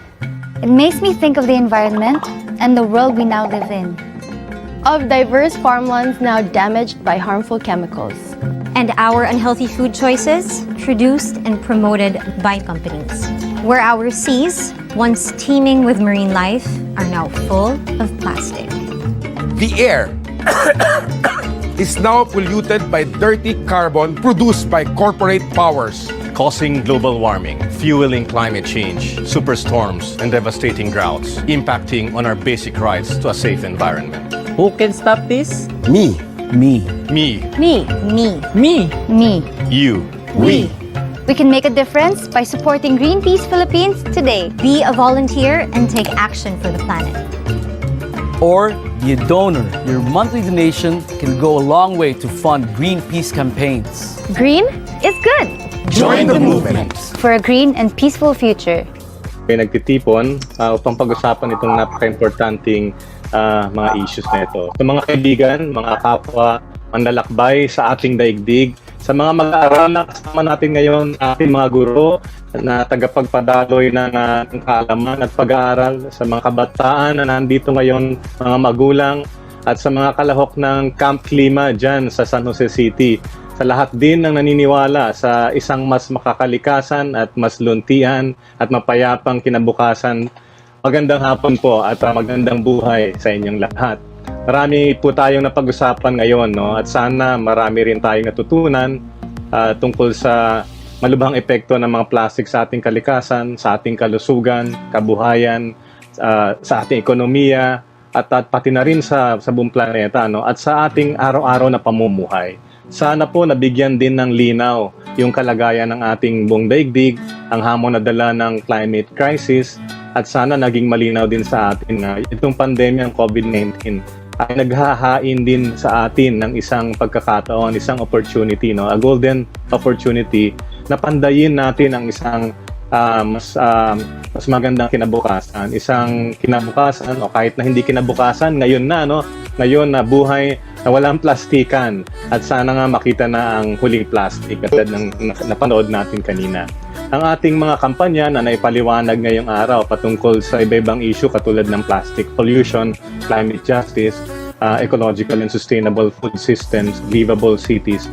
Lahat po ito ay pananalamin ng ating sama-samang adhikain na magkaroon ng isang ng positibong pagbabago sa ating daigdig at sa ating lipunan. And you know, my dear friends, behind this change and as unstoppable force for a greener and more peaceful and healthier world is a large number of individuals, leaders, influencers, community organizations, civil society, partners and many allies both in government as well as in the private sector. At syempre kasama po dyan itong ating mga katuwang ngayong araw at habang nilalagdaan natin itong partnership na to with DepEd, San Jose City Division. Napakarami po nating dapat pasalamatan at pagbigyan ng pugay.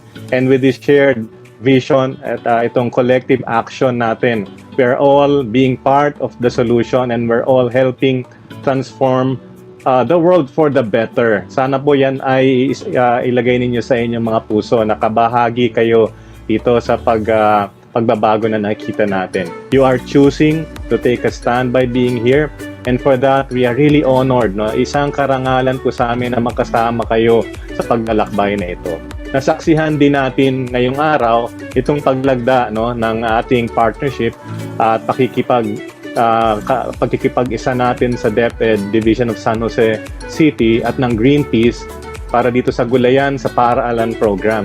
So magkakaugnay po yan, yung plastic na pinag-usapan natin kanina, yung climate change or tinatawag na natin ngayon na climate crisis, at itong sustainable na gulayan para sa paaralan dahil magkakaugnay ang pagkain, ang ating kalikasan at ang ating planeta. Saktong-sakto itong partnership na ito dahil actually tomorrow po, tomorrow is World Food Day, October 16, and it's a special day of celebration as we encourage people across the world to embrace more healthy and more environment-friendly diets and food choices. So sana yakapin natin itong ganitong opportunity na magkaroon tayo ng mas malusog at mas makakalikasan na mga diet ng ating pagpili ng ating kinakain. Napakalaking karangalan para sa Greenpeace na maging katuwang ang DepEd San Jose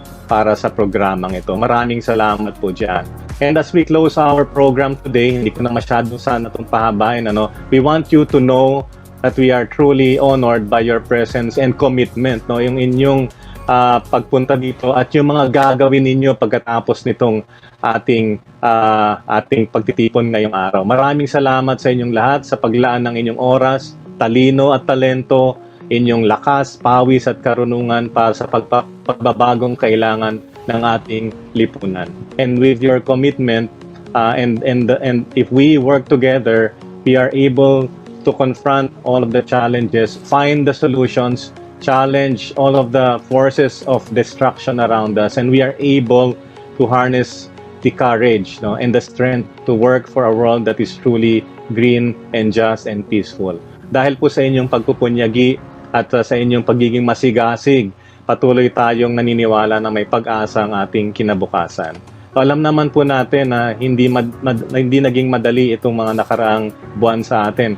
Halos 20 buwan na tayong apektado nitong pandemya. Lalo na siguro para sa mga estudyante, para sa mga kabataan. Meron din po akong 17-year-old na anak na lalaki at 14-year-old na anak na babae.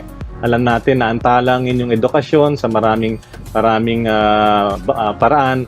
I can only really imagine kung gaano kahirap na hindi nyo makita yung mga kaibigan ninyo, yung inyong mga guro, at napakahaba na nung panahon na yon. And many of you have been even separated from your family, at marami rin sa mga kabataan, yung mga tapos na mag-aral siguro, hindi rin naging madali in terms of their livelihood at sa kabuhayan.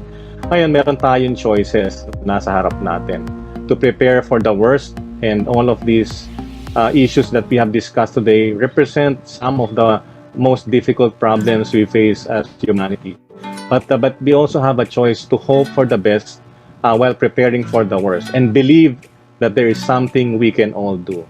So after this pandemic, sana po hindi na lang natin basta simpleng piliin na bumalik doon sa dati, yung natawag natin na old normal. We cannot afford to simply hope to go back to how things were before. And the inspiration we get from today, pag narinig natin yung mga kwento narinig natin ngayon, yung mga testimonial natin kila Fatima, kila Missy at sa marami pang kasama natin ngayong araw, hearing all of you and celebrating this moment with all of you, naniniwala tayo na may pagkakataon tayong tunay na baguhin ang ating landas para sa kinabukasan. that we can do things differently and to confront the multiple crises that we face. We have the chance to build back better and to create a better world. In fact, another world. And after the COVID-19 pandemic, alam naman natin na marami tayong pwedeng gawin para pandayin ang better normal. And we need you to be part of this journey. Finally, nais kong magbigay ng konting advice para sa ating mga kabataan. And I wish to address the youth who care about making a difference for this world. Don't ever let anyone tell you, sa mga kabataan na kasama natin ngayon, mga estudyante, nasa elementary school, nasa high school, nasa kolehiyo, don't ever let anyone tell you that you are too young to make a difference and that you are too young to be taken seriously. The youth represents the change that happens from one generation to another. And we are of course honored right today to have Rachel, who's representing the youth movement as well. Our world is so polarized today. Marami tayong hindi pinagkakasunduan.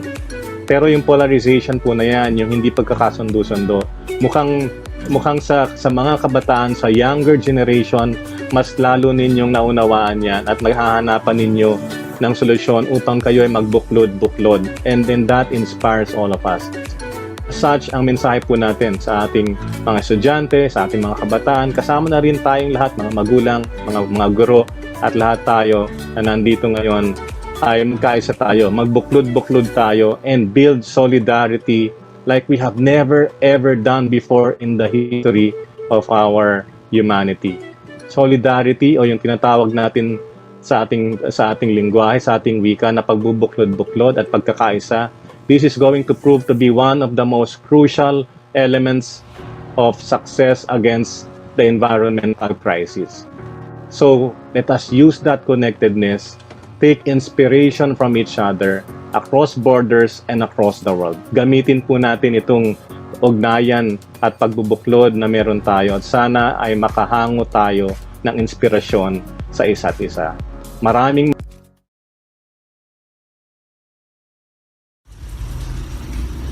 To our Regional Director, Ma'am Maybe Eclar, Assistant Regional Director, Roda Tirason, Schools Division Superintendents, Assistant Schools Division Superintendents, Chiefs, School Heads, Teachers, Learners, Climate Advocates, a pleasant day to all.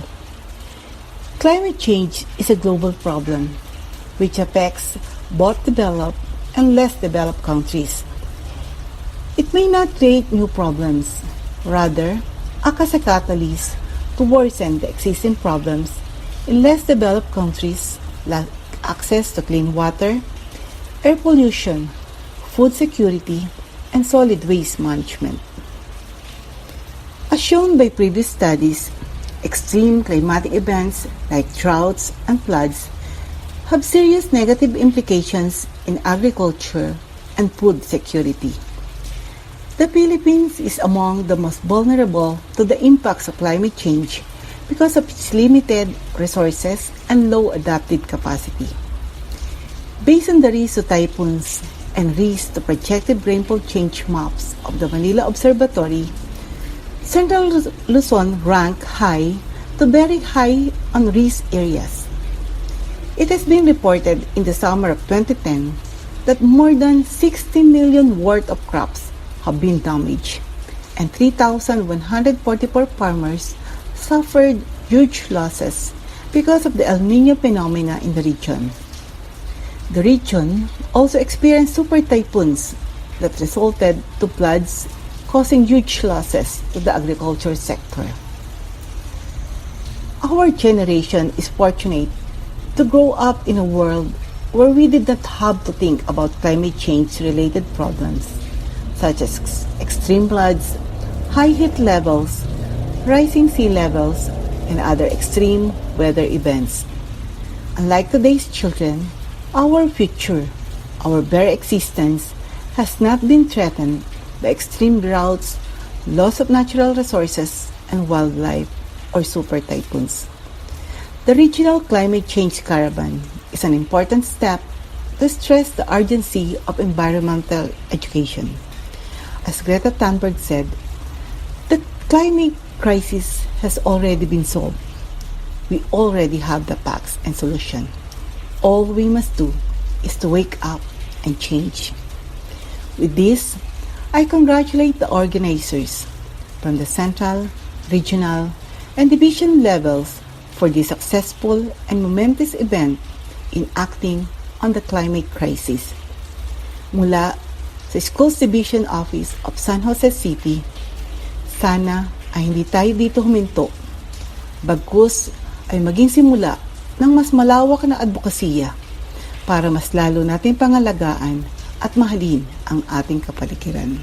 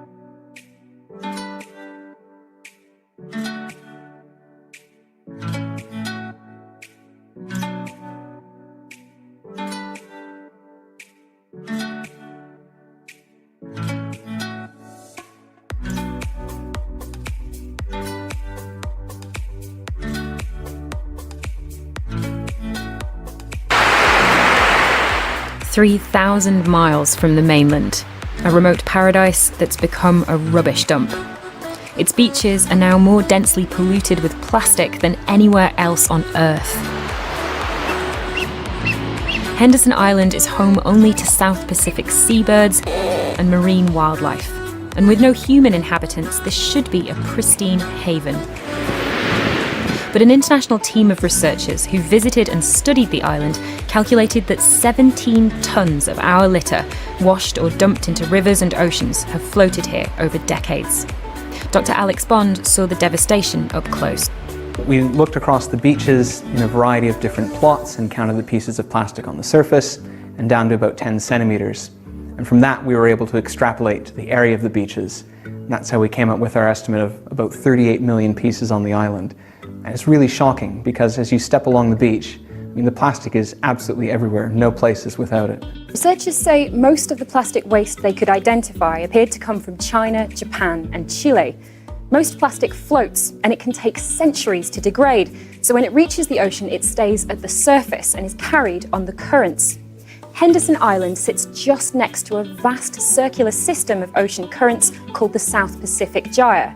And that's depositing plastic from thousands of miles away onto its beaches. This is just a snapshot of the millions of tons of rubbish in our oceans. But the researchers hope it might persuade us to end a toxic addiction to plastic. Victoria Gill, BBC News.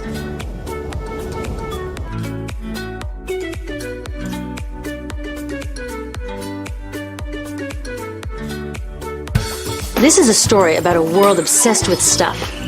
It's a story about a system in crisis, We're trashing the planet, we're trashing each other, and we're not even having fun. The good thing is that when we start to understand the system, we start to see lots of places to step in and turn these problems into solutions.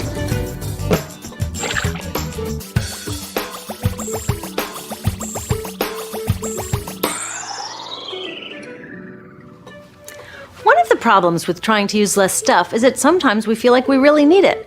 What if you live in a city like, say, Cleveland, and you want a glass of water? Are you going to take your chances and get it from the city tap?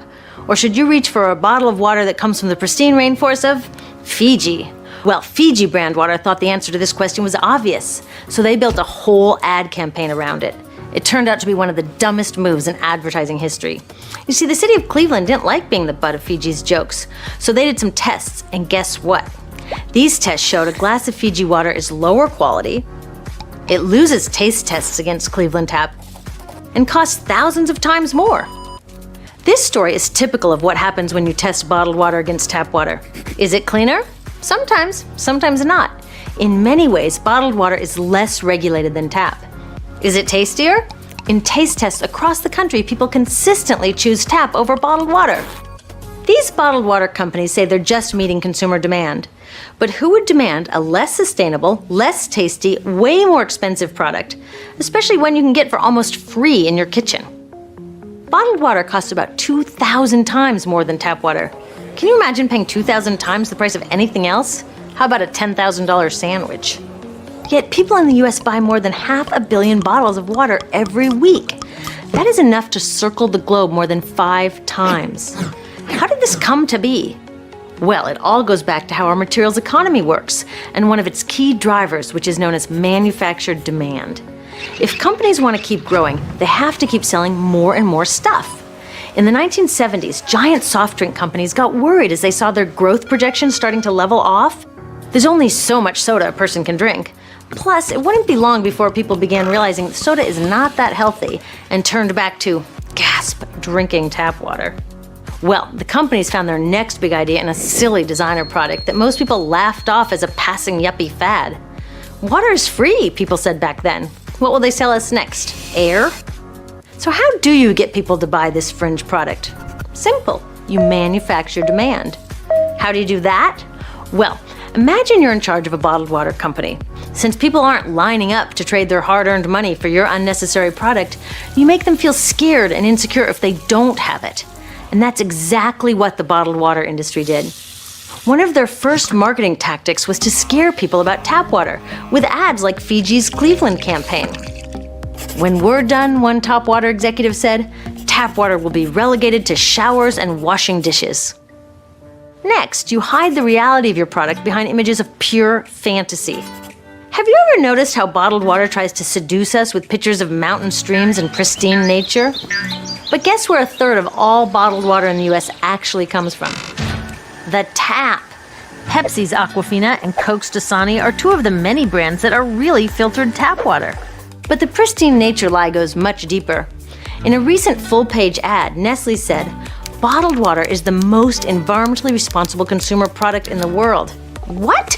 They are trashing the environment all along the product's life cycle. Exactly how is that environmentally responsible?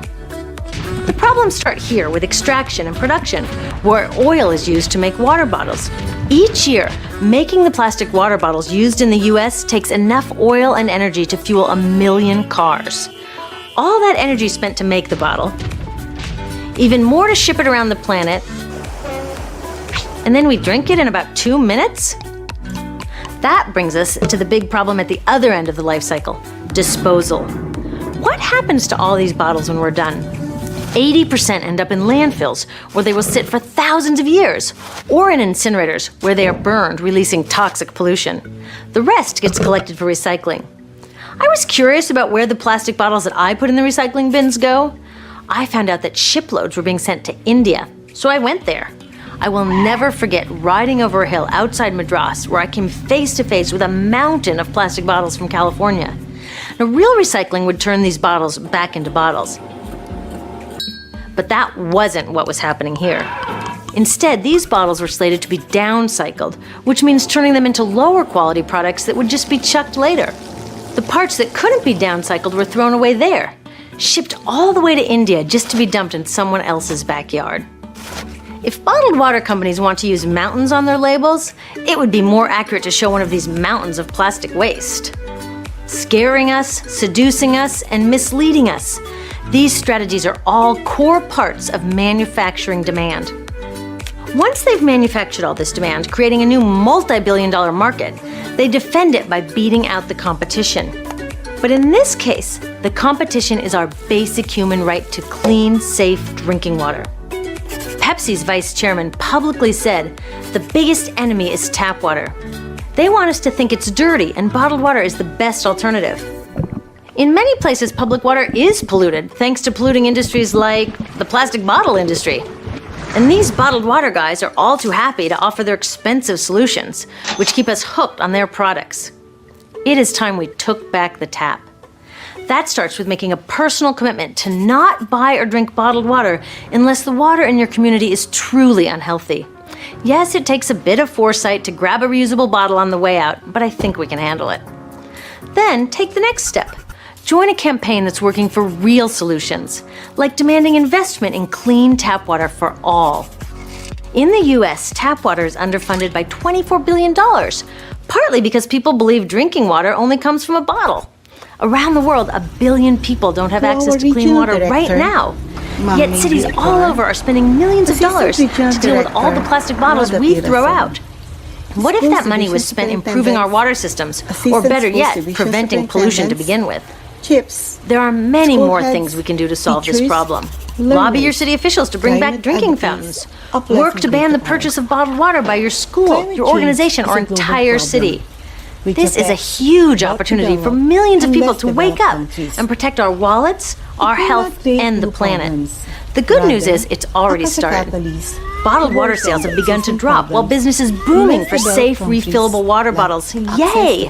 Restaurants are proudly serving tap, and people are choosing to pocket the hundreds or thousands of dollars they would otherwise be wasting on bottled water.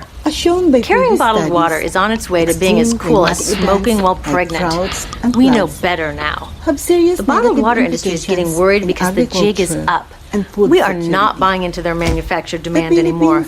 We will choose our own demands, thank you very much, and we are demanding clean, safe water for all. Resources and low adaptive capacity. Based on the risk to typhoons and risk to projected rainfall change maps of the Manila Observatory, Central Luzon ranked high to very high on risk areas. It has been reported in the summer of 2010 that more than 60 million worth of crops have been damaged, and 3,144 farmers suffered huge losses because of the El Niño phenomena in the region. The region also experienced super typhoons that resulted to floods, causing huge losses to the agriculture sector. Our generation is fortunate to grow up in a world where we did not have to think about climate change-related problems, such as extreme floods, high heat levels, rising sea levels, and other extreme weather events. Unlike today's children, our future, our very existence, has not been threatened by extreme droughts. Hi, I am Mark Daniel El Salvador from SDO San Jose City, and I am taking the Tumbler Challenge. It's an important step. Hi, I am Harrison Bautista of DepEd San Jose. I am taking the Tumbler Challenge. The climate crisis has already been solved. And I'm taking we already have the facts and solution. I'm Riz All Morris we must from do SDO is San to Jose wake City, up and I'm and taking change. the Tumbler Challenge. With this, I congratulate the organizers from the Central, Regional, and Division level for the successful and momentous Hi, event. I'm Oscar L. Tabalque Jr. of DepEd San Jose City, and I'm taking the Tumbler Challenge. Office of Hi, San I'm Jose Risa City. Trading Bugos from SDO Sana San Jose ay City, hindi and tayo I'm dito taking the huminto. Tumbler Challenge. Bagkus ay maging simula ng mas malawak na advokasya para mas lalo natin pangalagaan at mahalin ang ating kapaligiran.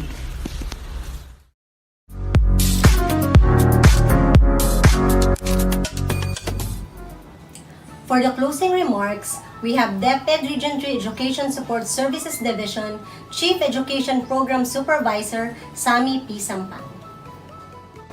My respect to our Regional Director, Dr. May Beklar, and of course our Assistant Regional Director, Dr.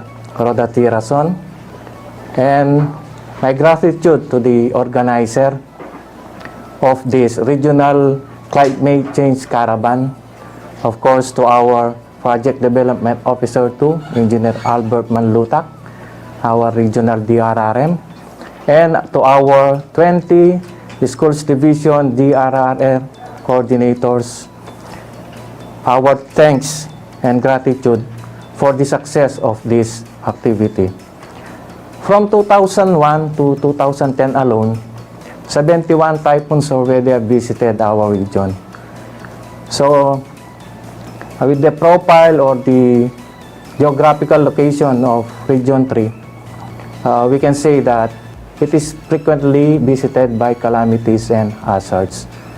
So, this caravan is very timely in the sense that it helps us to be aware, to be conscious on the effects of climate change in the region. So through this Regional Climate Change Caravan, we were able to craft and at the same time implement some projects that will help our region in the mitigation and in the adaptation of climate change through the help of our schools division offices, namely Malolos City for the project NARA, meaning NARA 3 Receding for Resilience Advocacy, and of course Project Protect, meaning providing tenable ecosystem for coastal townies, and Project Hapag, halaman ay paunlarin, gutom ay sugpuin, from the Schools Division of Malolos City, headed by our Schools Division Superintendent, Ma'am Norma Esteban, and our Schools Division DRRM Coordinator, Mary Grace San Pedro. Another Schools Division who have contributed a project, a program, we have San Jose City. The project is Camp Klima, Climate Change Camp. The Schools Division is headed by Ma'am Joanna Herbacio, our Schools Division Superintendent, and the Schools Division DRRM Coordinator is Francis De Guzman. So another Schools Division who have contributed and crafted a project, tree planting and growing project, is the Division of Aurora, headed by Ma'am Catalina Paez, and our Schools Division DRRM Coordinator, Mr. David Banawe. So our thanks to all Schools Division division offices who have contributed to the success of this activity. Again, through the efforts of our Schools Division, we have created awareness, consciousness in mitigating and adapting climate change in the region. Good day and mabuhay po kayo.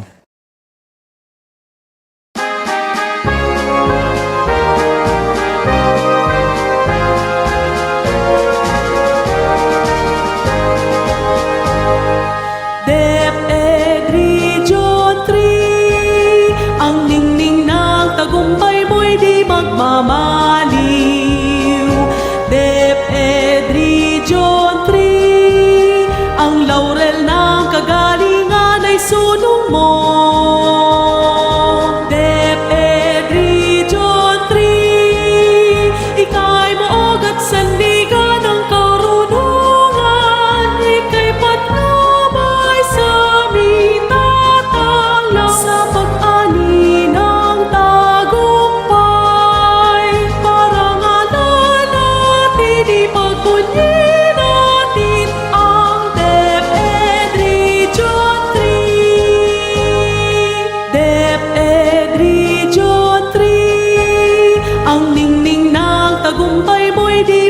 mamaliw. DepEd Region 3, ang laurel ng kagalingan ay sunong mo.